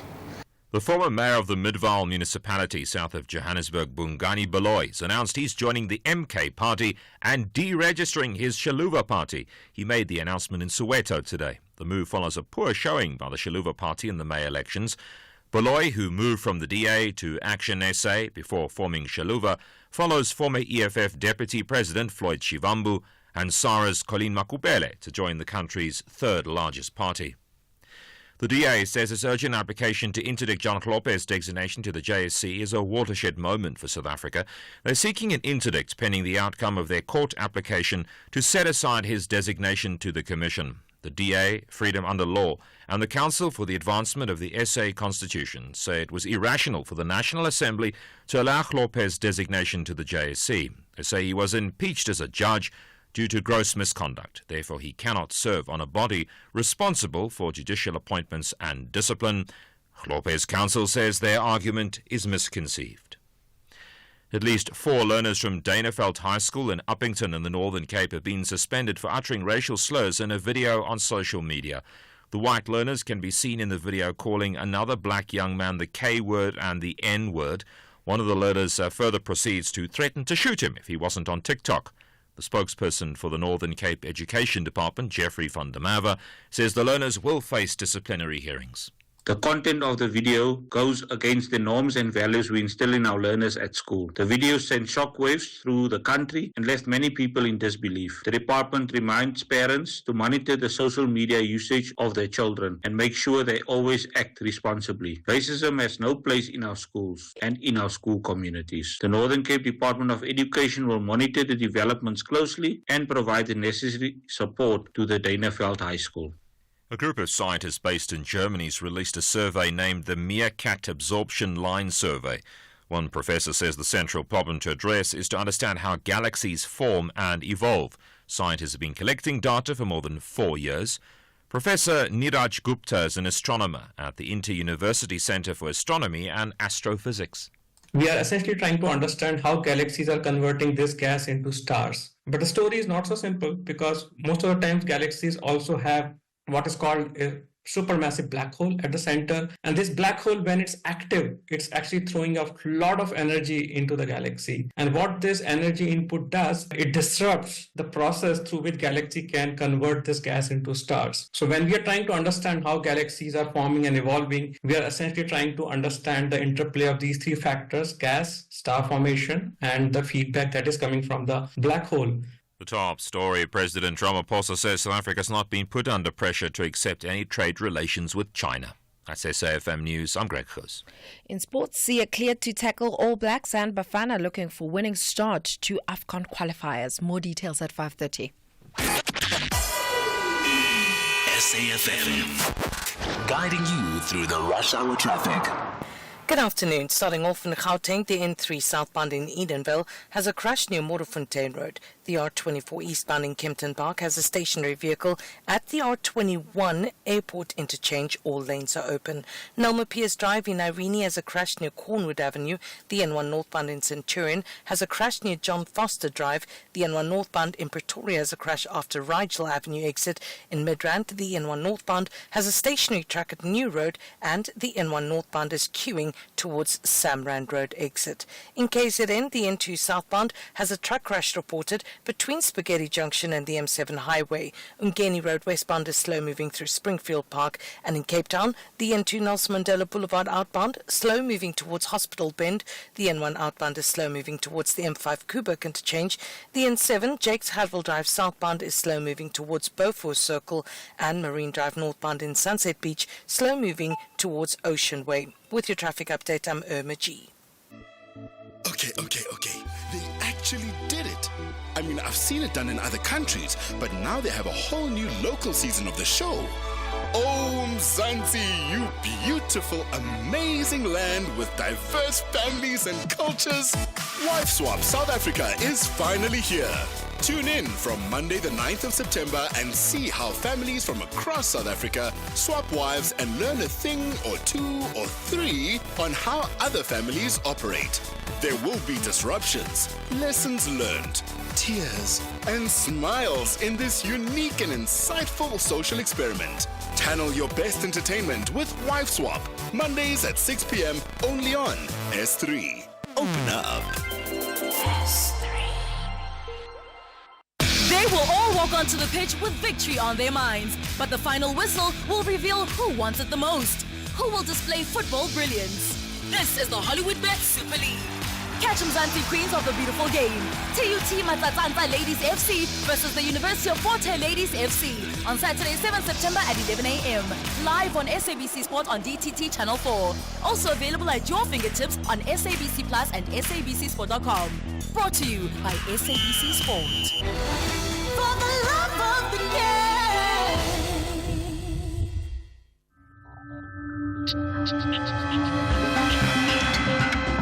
The National Pulse with Ashraf Garda on SAFM. You're listening to the National Pulse. Weekdays, 3 to 6 p.m. I asked this question at different times of the show. What moves the National Pulse? Because for different people tuning in at different times, they could have their own different sense of what are the big issues. It certainly has been definitely the South Africa-China deal is part of the China-Africa Cooperation Summit. It has certainly been the latest member to move to the MK party, the latest politician, and that's Bongani Baloyi, amongst many other things. And within all of that, conversations regarding Thabo Mbeki has certainly also aroused some interest with people commenting on that too. But and let's talk about, however, with the issue of the MK party. Before I get to that, let me just remind you, on a Friday, every Friday, that's tomorrow, we have this feature called the Fireside Chat, where I get someone to come and chill with me. We chat for about 45 minutes from 5 to 6 every afternoon. We've had some really, really fabulous guests. We had last week, we had Dr. Naledi Pandor, and we have a podcast of that. We had Alan Busek, we had Mampela Rampele. I must not forget anybody, Lorenzo Davids as well, Felicia Mabusa Subtle. The podcasts of all those people are available. But tomorrow we'll chat to Caroline Steyn. So looking forward to that conversation. Caroline Steyn and myself in the Fireside Chat, and you can be a part of it by listening in from 5 to 6. Well, that's one Fireside Chat. I just wonder, Lukona Nguni, what the Fireside Chat is all about when the members of the MK party takes place, because that's what we're going to talk about next. Lukona, good chatting to you. Good talking to you, Ashraf, and to the SAFM listeners. Good afternoon. Yeah, well, in sporting terms, you say, I wonder what the coach is saying in the dressing room. So, yeah, I would say, what sort of fireside chat is the MK party having right now? Well, I wonder if they've all ever been inside the same room or around the same fire to begin with. That's an interesting consideration as well. I mean, there's such an interesting, variety. There's such an interesting variety of people. Some, of course, with long ties and histories. I mean, people like Brian Molife, Lucky Montana, may not have the same type of, closeness with people like Bongani Baloyi. There may well not be much of a relationship between Bongani Baloyi and Floyd Shivambu. They would have existed in complete polar opposite of politics. One in the DA, the other in the ANC, one in the EFF, eventually the other in Action SA, and then, of course, in Shiluba. But I suppose it's testament to just how flowy South African politics are. And, of course, what I often say that I am still not convinced that many of the people in the political landscape make considerations around political ideology rather than personality and self-interest. And I know that, they position it as ideology politics, but if you just scratch the surface, what you end up with, if you just look at the trajectory, for example, of somebody like Bongani Baloyi, you can tell that it's definitely not about ideology, but self-interest. Unless there's a newfound ideology that he has had over the last 12 months. Well, he certainly claims he has. But anyway, we'll talk less about him, more about just the MK party. So we thought, as part of the production team, Keys and Temba, my producers, and myself, it's like, hold it, man. What is it about this MK party phenomenon? We know what started as this phenomenon before the election, then continued May 29. We chatted at The Rock about their results. But it's continuing, and day by day, whether they're different people from different parts of the political spectrum, are joining in with that party, and many of them are identified as leaders from where they came. So what is your understanding of this phenomenon? Well, I think the moment tells us that what MK has been able to achieve post-election is a sense of momentum. That's one. Secondly, is that they have not stopped their political program to recruit as many people as possible into their ranks. They understand what I often call is a need for political parties to develop multiple poles of attraction within the party. So for every person that they, invite and successfully recruit to the party, they hope that there's a constituency in the political, arena that is, or in the society that is going to resonate with that individual, and therefore it would mean that MK is in a phase of what I call consolidation and institutionalization. Now, you may not like the characters that go over to MK. That's neither here nor there. The point is that they have enough political momentum to, continuously attract people. They are a moving vehicle. They have sizable caucuses in Parliament, in KwaZulu-Natal, fair caucuses in Gauteng, and representation in other provinces. They've just won their second by-election in Rustenburg not too long ago. So some people who are in the political arena, Ashraf, they are always looking for one, a winning vehicle. Secondly, a vehicle that has growth potential. And thirdly, a vehicle where they themselves, if they were to enter, they would find a space and expression. Okay, so you're saying, in fact, many of them may be literally jumping on the MK bandwagon because they see the momentum that's emerged from May 29 and beyond, and no other party has got that momentum. So it's less about ideology, it may even be less about the personality of Jacob Zuma, we'll talk about him in a moment, but more about the fact to say, hold it, we see the numbers growing, and we want to be part of it. In the same way one would want to support a winning team like the Springboks. No, absolutely. Maybe not the Springboks, but yeah, a winning team. I know the jerseys are green, but on a serious note, it's really about that. Even for voters, by the way, Ashraf. Voters tend to say, I like you, but you don't look like you can make an impact. You don't look like you can win. And one of the things that I was preoccupied with in the build-up to elections as I was interviewing or talking to different people is, what does winning look like to you? And for most people, winning still does look like, I must feel that you have had an impact in the election. So winning for most people does not look like supporting a party that's going to get 3 seats, 5 seats. And it's about saying, do I belong? Because, politics has, particularly for supporters of politics, it almost has like a church-goer kind of effect. You want to belong into a sizable community of people. You want to feel animated when you see the party in a different location, that it actually has enough a volume of people than it does when it comes to your location, or when it goes to a location you're familiar with and you are part of that gathering or rally and so on. So I do think that, you are quite correct. This is, for me, the phenomenon has now become more than just the personality of former President Jacob Zuma. He may well still be, in terms of control and command of the party, be at the apex of the party. But I do think that some people, and particularly probably the younger generation, sees an opportunity that, give it 5 to 10 years, President Jacob Zuma may not be as influential as he is over MK party, even if he were to still be alive in that time range. Well, I think your point is valid, and something I thought about as well, that if it was only Jacob Zuma, the former president, that influence in being attractive to new political leadership is possible, but it also has certain limitations. Very few people have that absolute power.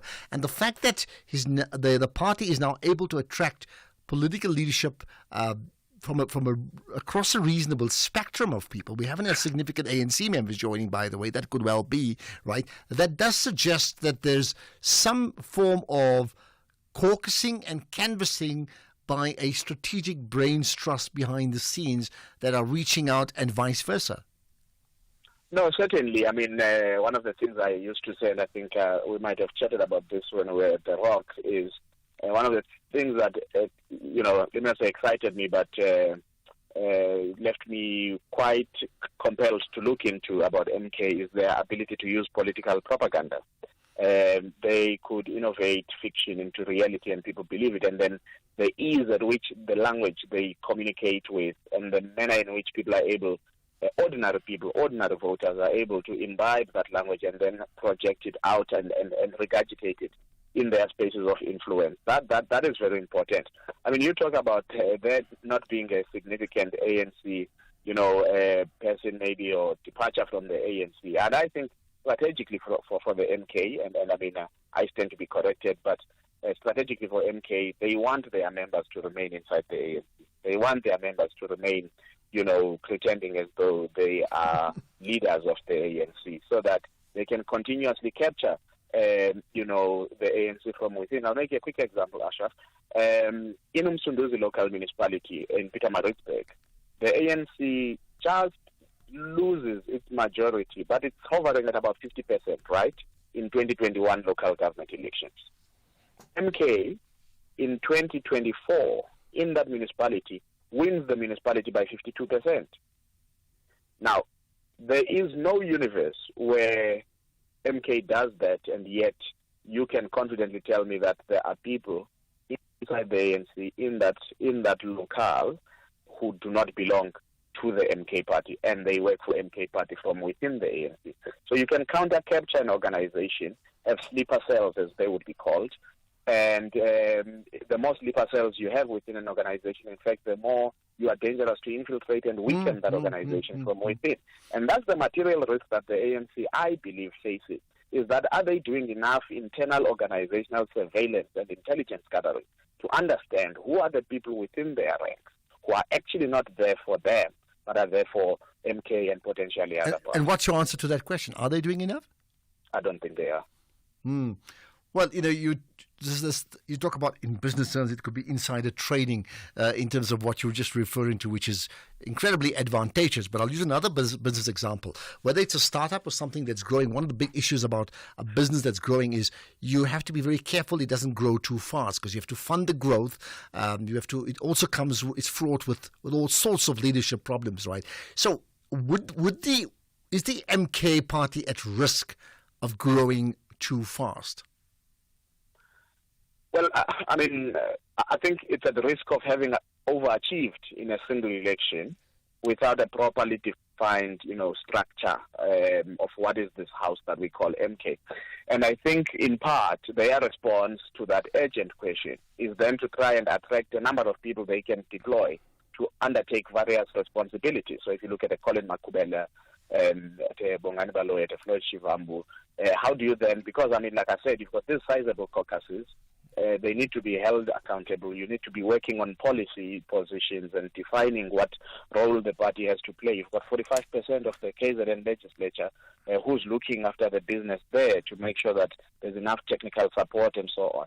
These are things that you grow over time as a political party, and MK has to rapidly grow. So I think it's not the joining of new people for me is not necessarily growth. It's consolidation and institutionalization, as I call it, because you've overachieved in a single election and you don't have the infrastructure to look after your gains. So it's like when you go to the stock market and then you on a sweet day you get a proper windfall. But now as a company you're too small. Actually, you're a boutique investment company, and you don't have the kind of skills and technical abilities to then safeguard what you've actually made. Okay, quick soundbite answer from you. Where does the intellectual magic of the MK party reside? I think it will reside with Floyd Shivambu. Okay, let's leave it at that. Thank you for your time. Much appreciated. Lots to consider from the future of the MK party. Someone said you're always talking about the MK party. Tell you what, we can't avoid talking about a party when they are making the news. When politicians are moving to that party, how do we just ignore it like it never happened? We are, after all, the national pulse. So if you belong to another party, let people join your party in droves, and we will certainly talk about it as well. Right, that conversation with Lukhona Mnguni will be up as a podcast ASAP. I know that. We'll talk about goings on regarding another key person in politics, Dr. John Klope, right after this. Dawn breaks across the lush Serengeti plain, but paradise is fleeting as the animals face fresh challenges. Kali the lioness and Bakari the baboon may seem safe in their rock fortresses, but with rivals encroaching on all sides, their future hangs in the balance. Out on the plains, Duma the cheetah faces his destiny, and down by the river, baby hippo Mafuta strikes up an unlikely friendship with the crocodile Magamba. Channel your inner explorer with Serengeti, Season 3, Sundays at 6 p.m. only on S3. Open up. So Sharon at office was telling me the way drip is so expensive these days. She's now waiting for her old clothes to come back into fashion. I say, Joza, while you're waiting, why not let your money do the things in a NetBank Just Invest account where you can get your money after 24 hours notice? Oganchani voiceman. In Jalo Mabel, you can earn up to 8.75% interest. Anyone can open an investment account via the Money app in under 2 minutes. See money differently. NetBank. We're a licensed FSP and registered credit provider. Promo rates apply. They will all walk onto the pitch with victory on their minds, but the final whistle will reveal who wants it the most, who will display football brilliance. This is the Hollywood Bet Super League. Catch Mzansi Queens of the beautiful game. TUT Matsatsantsa Ladies FC versus the University of Fort Hare Ladies FC on Saturday, 7 September at 11 a.m. Live on SABC Sport on DTT Channel 4. Also available at your fingertips on SABC Plus and SABCSport.com. Brought to you by SABC Sport. For the love of the game. SAFM.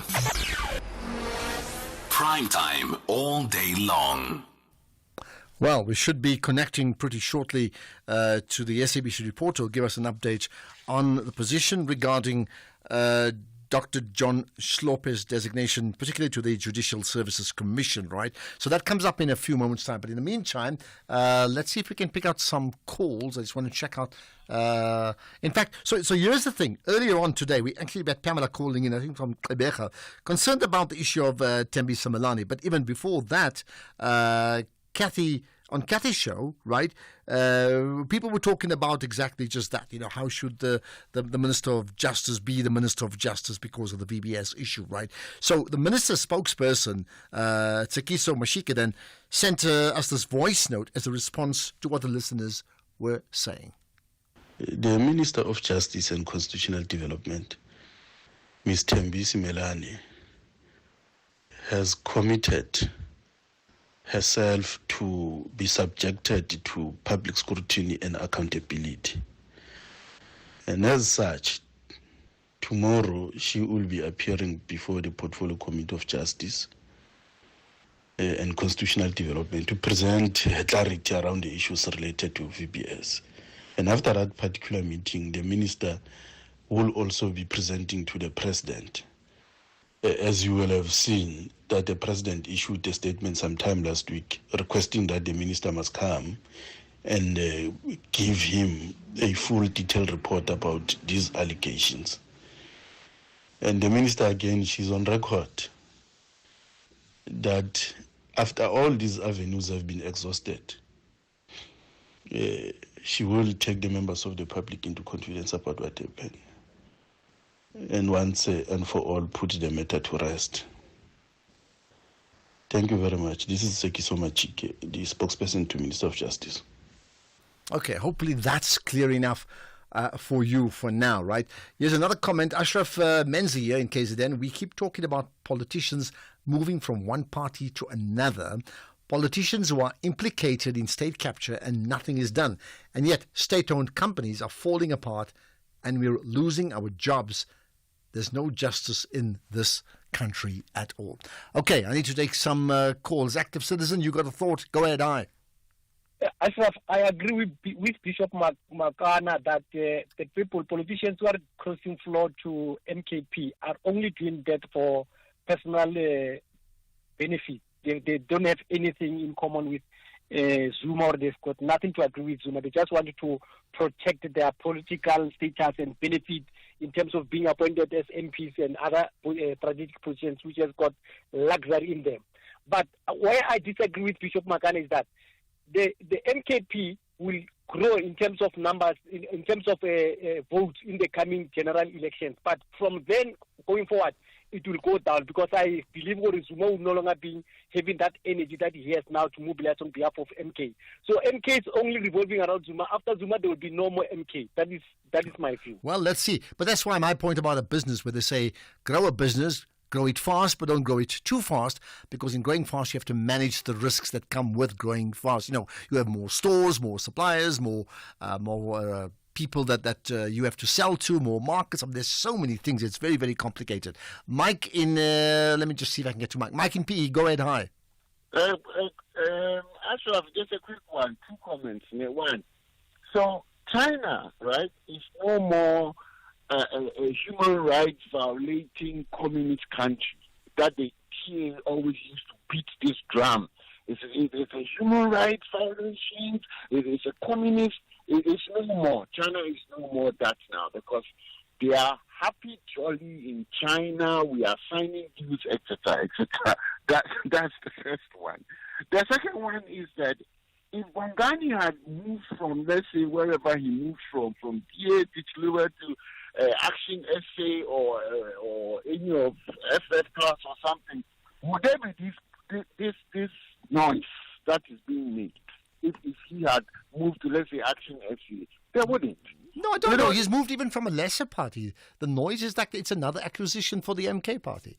He's moved from less. The point I'm trying to make is, if he had moved from where he is now to, let's say, Action SA, would there be this noise? There wouldn't be this noise. I don't think there will be any noise at all.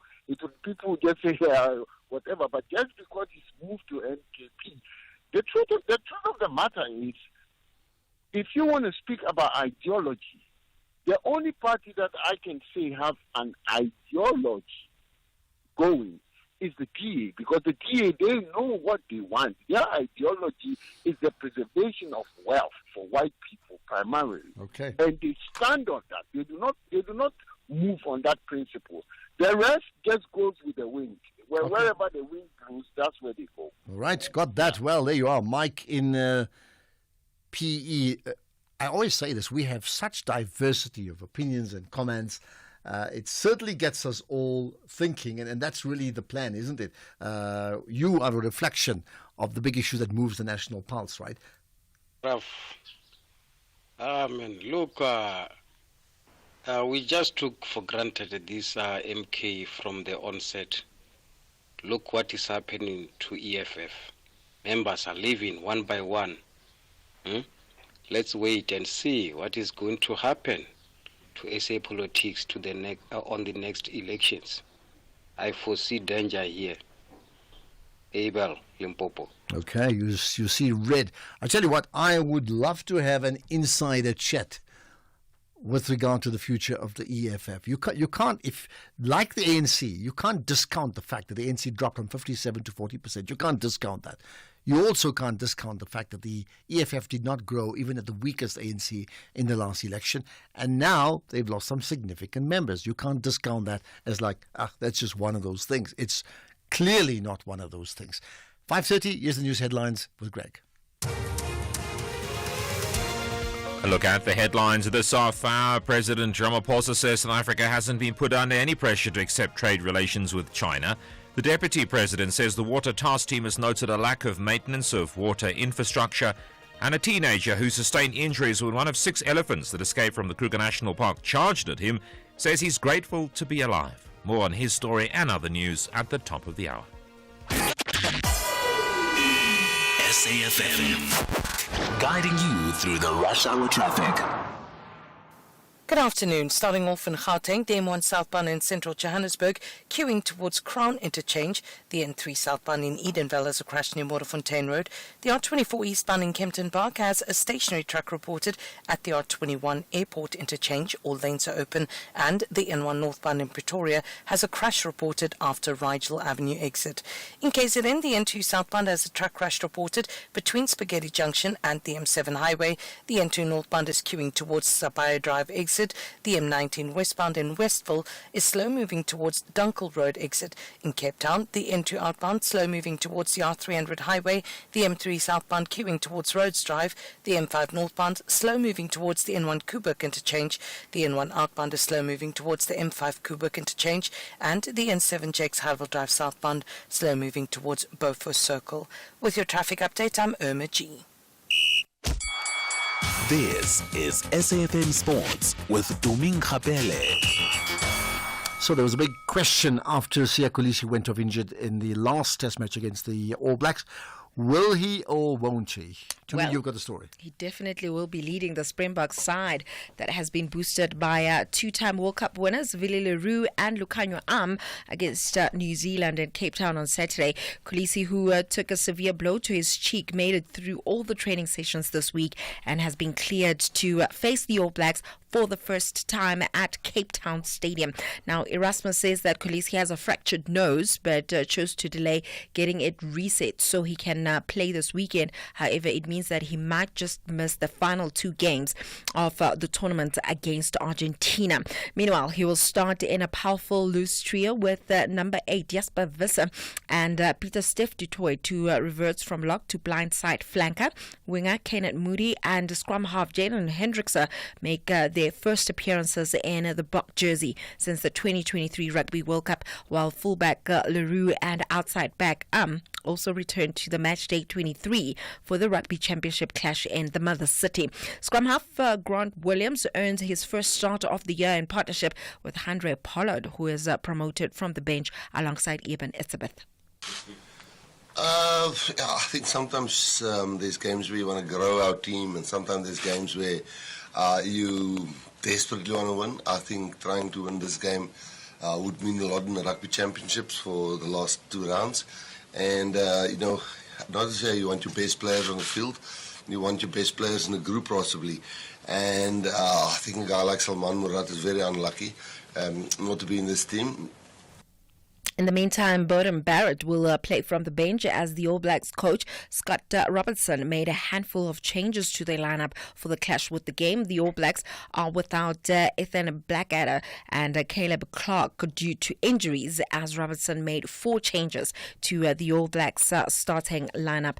In football, South Africa will look for a winning start to the qualifiers for the 2025 Africa Cup of Nations when they host Uganda for the Group K clash at Orlando Stadium tomorrow evening at 6 p.m. live on SABC3. South Africa will be looking to qualify for the continental tournament for a 12th time. Now, they come into the match on the back of a solid start to the qualification campaign for the 2026 World Cup, having played a 1-1 draw away to Nigeria and claimed a 3-1 home win over Zimbabwe back in June.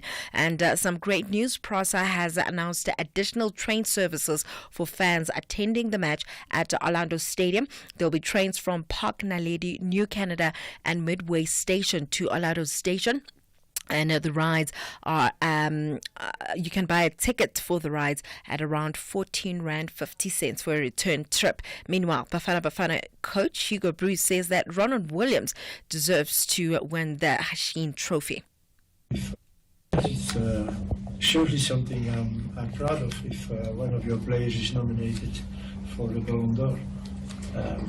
But the other side, when you see the performances of Ronwen, not only in the national team, so also with Sundowns, but especially maybe with the national team and the latest AFCON, and I think you can only say that he deserved it. So I looked a little bit with who is on the list. For me, he has a chance to win it. But yeah, he's only a South African, and you know, in choices or things like that, yeah, they're sometimes looking for a bigger name. But when you see the performances of Ronwen, I think he deserves it, and it makes me proud. Elsewhere, United States women's soccer legend Alex Morgan is retiring from sport. She announced this morning on social media, and Morgan finishes her career with 224 appearances for the U.S. national team, scoring 123 goals, the 5th best all-time, and she also has the 9th most appearances for the Stars and Stripes of any woman, and she says she is hanging up her boots for good. Her last game is going to be on Sunday, and she was very emotional saying goodbye, but an absolutely great career that she's had. Elsewhere, Brazilian striker Vinicius Jr. has called for Spain to be stripped of its 2030 World Cup hosting duties unless it makes progress on the issue of racism in stadiums. The Real Madrid star believes that more needs to be done to change attitudes in Spanish society. Then in cricket, England captain Jos Buttler has been ruled out of the upcoming T20 series against Australia, with Phil Salt stepping up to lead the side. The 33-year-old has not played since the T20 World Cup in June because of a calf injury, and a recent setback has extended his layoff. Since then, England have been forced to juggle the captaincy in recent months across different formats, and Oli Pope has taken charge of the Test team against Sri Lanka in the absence of skipper Ben Stokes, who suffered a torn hamstring. Well, with that said, it is a wrap from our side. Well, before you say that's it, help us understand why is this game being played on a Friday? Is it 6 p.m.? It's 6 p.m. p.m. Game, like why Friday and why 6 p.m., which means like people have to leave work at 3 o'clock or whatever to get there, right? Yes. And also I guess it's just been set like that, and also just to allow more people. And they have been calling out for South Africans to please come in their numbers to come and support South Africa. But I wonder why Friday 6 p.m. If anybody knows exactly why, whether that suits you just fine, so you can watch the box on Saturday, there's no clashes and other things, then you tell us. Out of the calendar. Okay, interesting one indeed. Right, more sport from you tomorrow. Not later on. Absolutely. The future of education is here. Impact offers 2 paths to the future. Design your own homeschooling journey with Impact Homeschooling, or let our experienced teachers guide the way with the Impact Online School. Get quality, future-forward education.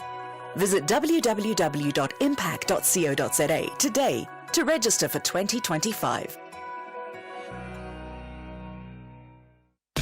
Amatag's ladies target all 3 essential points to climb up the ladder, but the ladies from eThekwini plan to demonstrate a sense of urgency to move from the bottom half. This is the Hollywood Bet Super League. Catch Mzansi Queens of the beautiful game. University of Pretoria Ladies FC versus Durban Ladies FC on Saturday, 7 September at 2:30 p.m. Live on SABC Sport on DTT Channel 4, SABC 1 and SABC radio stations. Also available at your fingertips on SABC Plus and SABCSport.com. Brought to you by SABC Sport. For the love of the game. Economic news on SAFM. Facts and figures you can count on. So 2 things. Karen Stein tomorrow, my guest, the fireside chat from 5 to 6. And today we chat later on to Sanamile Masango as part of the feature we called Winning, right? But for now, let's talk about the markets, absolutely, with the SAFM Market Update, hosted by Jimmy Moyaha. Jimmy, good chatting to you as always. Let's start with what for you is moving the markets today. Good evening, Ashraf. Good evening to our listeners. It seems as though we are still focusing on results that are coming out, and today's focus is going to be squarely on Harmony. You would have heard Makwe earlier mentioning that they reported some stellar results. We've actually got a conversation with Harmony's financial director around the performance of the business. Gold miners seem to be doing really well at this stage. We've also got a conversation with the chief financial officer at Sanlam around their interim results, and the CFO of Airports Company of South Africa, AXA, also gave us their results today. So a results heavy day again. That is the theme around this time of the year, and we're going to dig into that. Then we've also got a conversation with the group economist at Standard Bank, based out of Beijing, who's currently attending the forum on China-Africa cooperation, and we're going to look at that because of the announcements that you went into a little earlier around the commitments made by Beijing, by the president of China, but also the impact that could potentially have on South Africa and the African continent. So we're going to get the summary of that, or just a sense of what's happening at that summit directly from people that are based in Beijing. And then because it's a Thursday, we've got our SME of the week today. We're going to be looking at a lovely jewelry company that was started by a founder after she didn't really know what she wanted to do. So we're going to speak to her, get a sense of how the business is doing now and where you can get hold of the jewelry. Before we do that, the markets have had a bit of a mixed day, actually largely a mixed day. If we start with Asian markets, they were completely mixed. The Nikkei was down in Tokyo about 1%, but the ASX in Sydney was up about 0.2%. Hong Kong was down 0.2%, and mainland China was flat. If we look at European markets, they were also mixed. The DAX in Germany, the only market in the green, 0.1% in the green there. The CAC 40 in France down 0.5%, and the FTSE in London down 0.1%. Our local markets were not much better, but they were better from a performance perspective. The financial stocks were down about 0.2%. Resources also 0.2% or so in the red. Industrials carried the markets today up 0.8%. As a result, the all share was up 0.3% or so. The top 40 was up about 0.25%. If we look at the rands movements against the US dollar, one US dollar will cost you 17 rand and 71 cents. 1 British pound will cost you 23 rand and 31 cents. 1 euro 19 rand 63, and 1 Australian dollar is now less than 12 rand. It is 11 rand and 91 cents. A quick look at commodities. Gold price $2,510 an ounce. Brent crude $73.24 a barrel. Still below $75. We're still taking that as a win. Better day for platinum and palladium. Both around the $930 an ounce mark. So we've got quite a bit of things to dig into a little later on, and we've got some data points coming out of the US tomorrow that we're going to look forward to as well. But we'll look into these and other stories a little later on. And before I let you go, as part of our masterclass, I mean, it's very topical because the South Africans are in China and many others are there too. What is FDI? What is foreign direct investment? In a nutshell, it is a foreign company, foreign investors, foreign governments investing in a local economy or investing outside of their own countries, and usually it involves taking a substantial stake in the investments that they invest in, either by way of controlling stakes, by way of joint ventures, or by way of actual influence in the companies that they're investing in. At the end of the day, when the foreign capital does come into South Africa, there are always going to be, if we use South Africa as an example, there are always going to be strings attached and conditions to it. Think about the multi-choice and Canal Plus deal, for example. That would be constituted as foreign direct investment to a certain extent, but obviously with Canal Plus taking over the business entirely, that would then move to the likes of a takeover. But the general idea is that foreign capital comes into an economy to boost that local economy, but there are always conditions attached to it. So we'll look to see what the conditions are when we think about investments from the likes of China and other countries. It is always good to have FDI in place because it does boost local economies, it boosts local jobs, it boosts unemployment, but it is very important to remember the conditions under which it comes in. Absolutely, a good point. Well, the one thing is about buying local only, but you certainly want the foreigners to actually want to buy into our country in a very positive sense to stay alive. South Africa does need that level of investment. Jimmy, great. Enjoy your show coming up 6 to 7, followed by Top Sport from 7 to 8. But we've got a special guest coming up shortly. SAFM. This Heritage Month, SAFM invites you to celebrate the rich tapestry of our nation's diverse cultures. From the vibrant beats of our traditional music to the flavors of our unique cuisines, every culture tells a story of strength, unity, and identity. We honor the heroes and heroines who laid down their lives for our freedom, reminding us that our shared heritage is what makes us strong. Together as one, we celebrate who we are because our culture is our identity. This Heritage Month, let's celebrate every culture, every story, and every voice.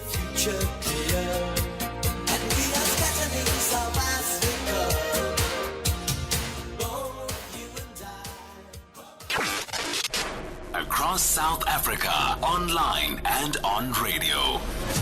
SAFM, let's talk. Certainly, let's talk. Lots of people have comments, and they're talking about many of the issues that we have been raising. Right. Here's one. Ashraf Bongani Baloyi has clearly proven that he's power hungry, as Action SA accused him of. No NC splinter party has grown after its initial showing in its first elections from the PAC to the EFF. And the policy-less MK will soon fade out from Farai, right? And there's another... No, I can't really understand. This is a bit too long, so I'll leave that out for the moment. Okay, Churchill in Umtata. Good. Go ahead, Churchill. Thank you, my brother. Thank you. Look, let's look at the MK, which seems to be growing. Yes, I agree. But the biggest challenges that are going to face the MK. No, the MK, I don't see it as an institution like the ANC.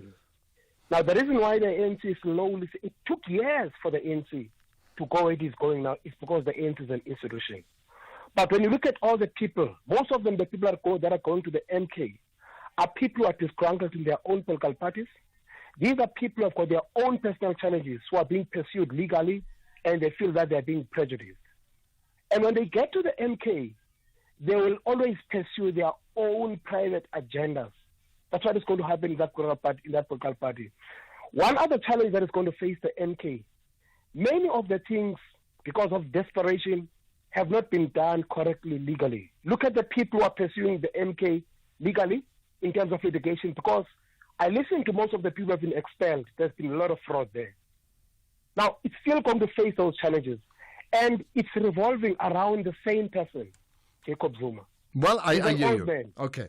So you've raised a lot of things on the agenda. We don't have answers, and you know that, and neither do you.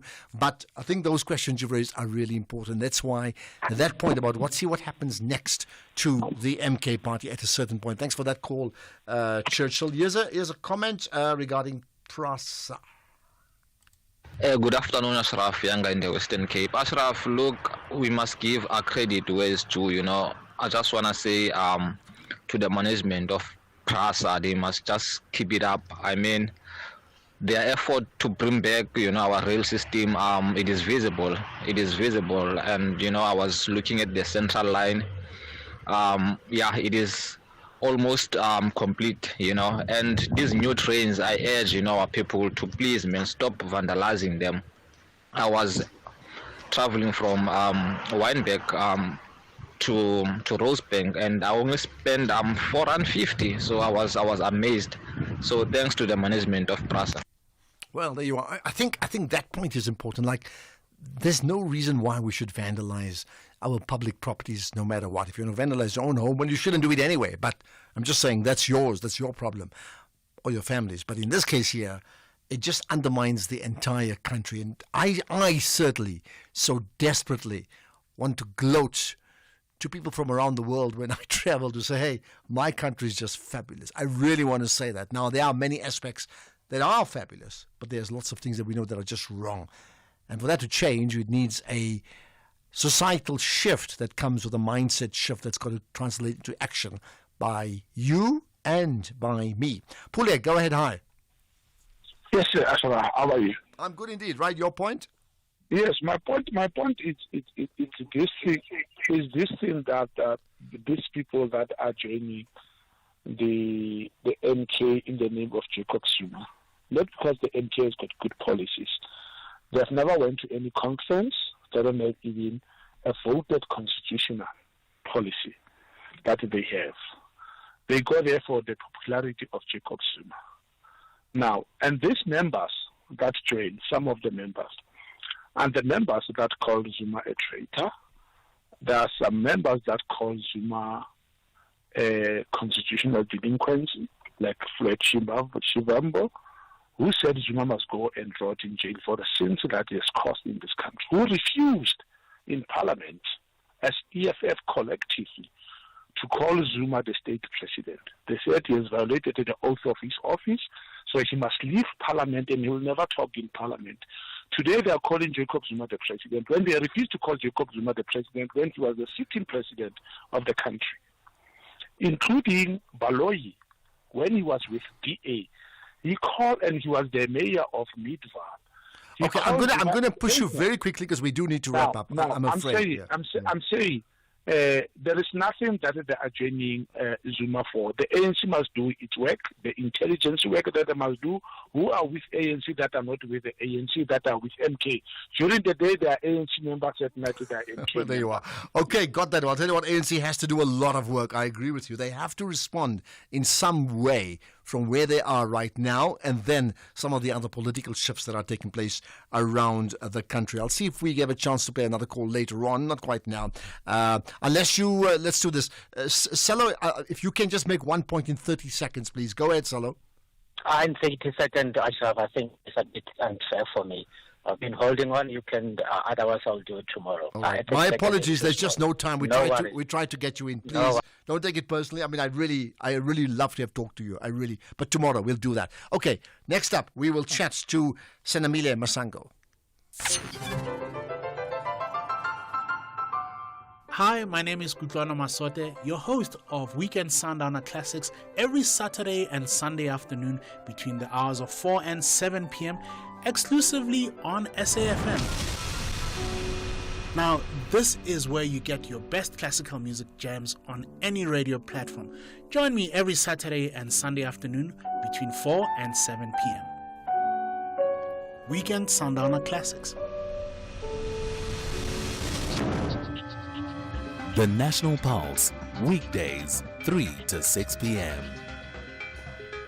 Right, we end the show as we always do with a feature called Winning. We talk to people, we talk to organizations, institutions that we think are winning, okay? And my guest today is Senamile Masango, who is, and I can say this, I think, with certainty, that she does one thing that probably 99.9% of the people listening to the show, including myself, we are not. She's a nuclear physicist. So, Senamile, good chatting to you, and you're connected to the National Pulse.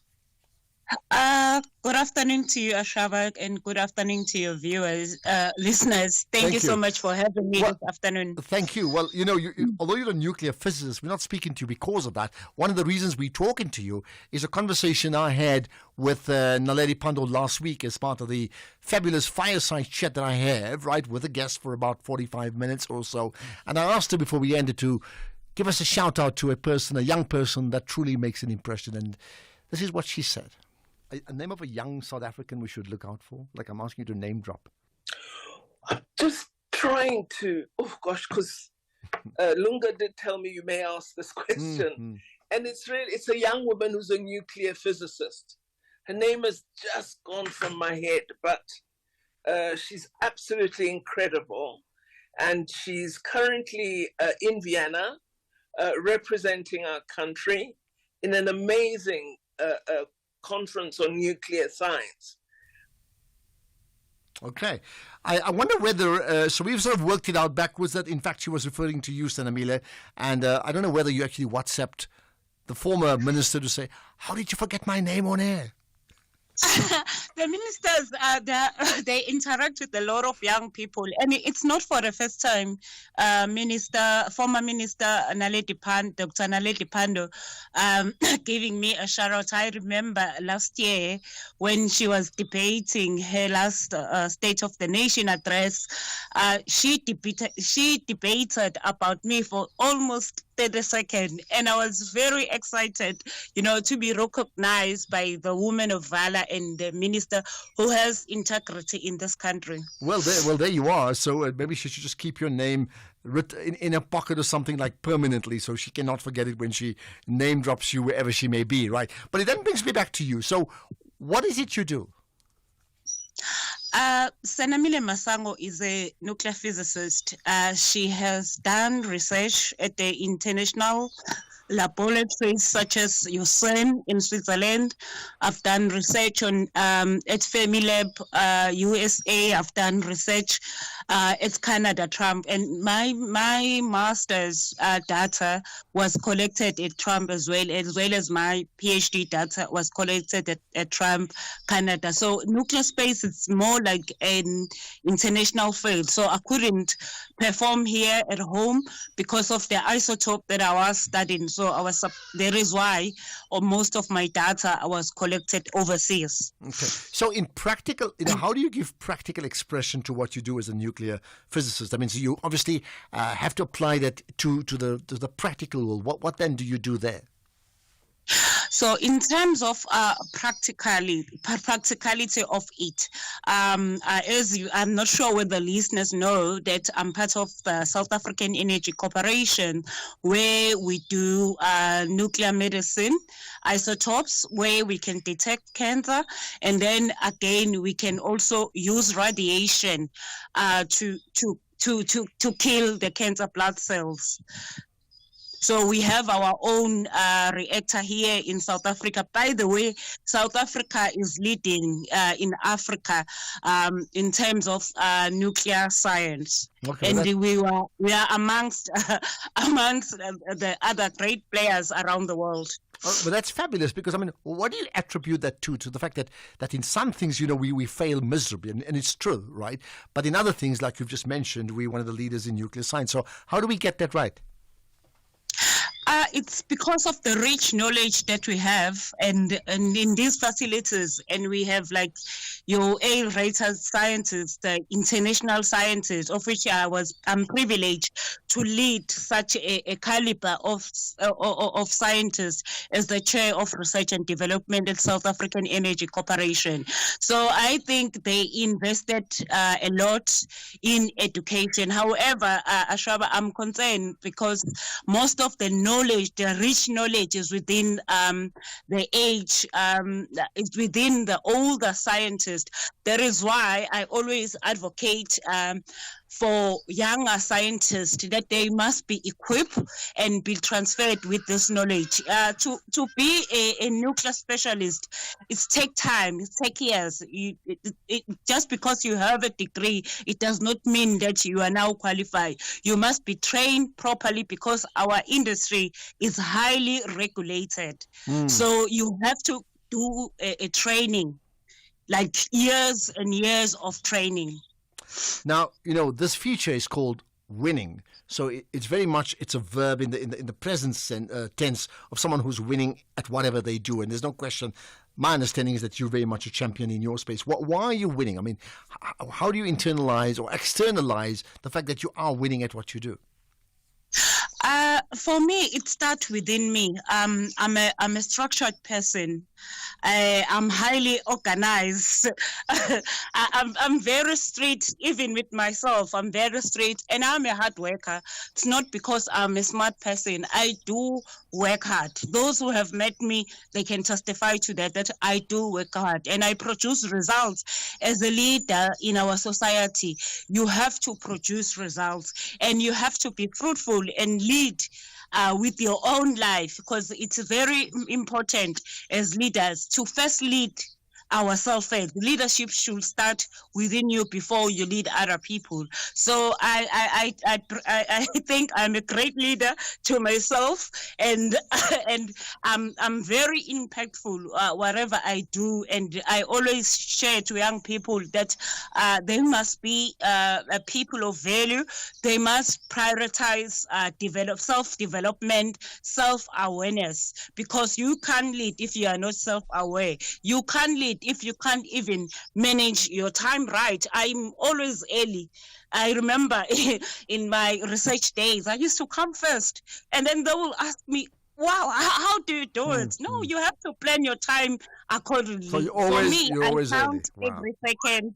I count every minute. Well, we've got 30 seconds to go, so you better start counting 30 seconds, right? As we wrap up the show. We often talk about, doors opening and getting a seat at the table. If you can just give us one moment when you realize the door opened for you completely and you actually have a seat at the table, what is that moment? The moment where I realized I had a seat in the table, it's when Minister Gwede Mantashe appointed me as one of the youngest board member in the Schedule 2 entity. When was it? I think it was year 2020. That's when I was like, wow.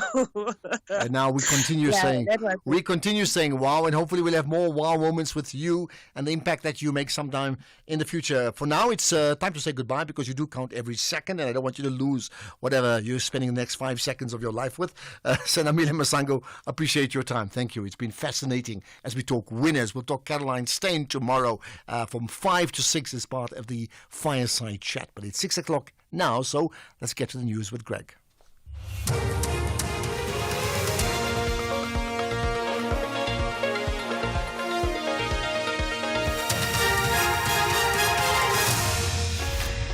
Thank you again, Ashraf. Enjoy the rest of your evening. In this news update, Ramaphosa defends SA sovereignty and a plane crash lands in the Eastern Cape. Good evening. President Cyril Ramaphosa says South Africa hasn't been put under any pressure to accept trade relations with China. He says Pretoria is economically and politically sovereign. He says South Africa deals with other countries on a bilateral basis. The president was addressing the media in Beijing on the sidelines of the forum on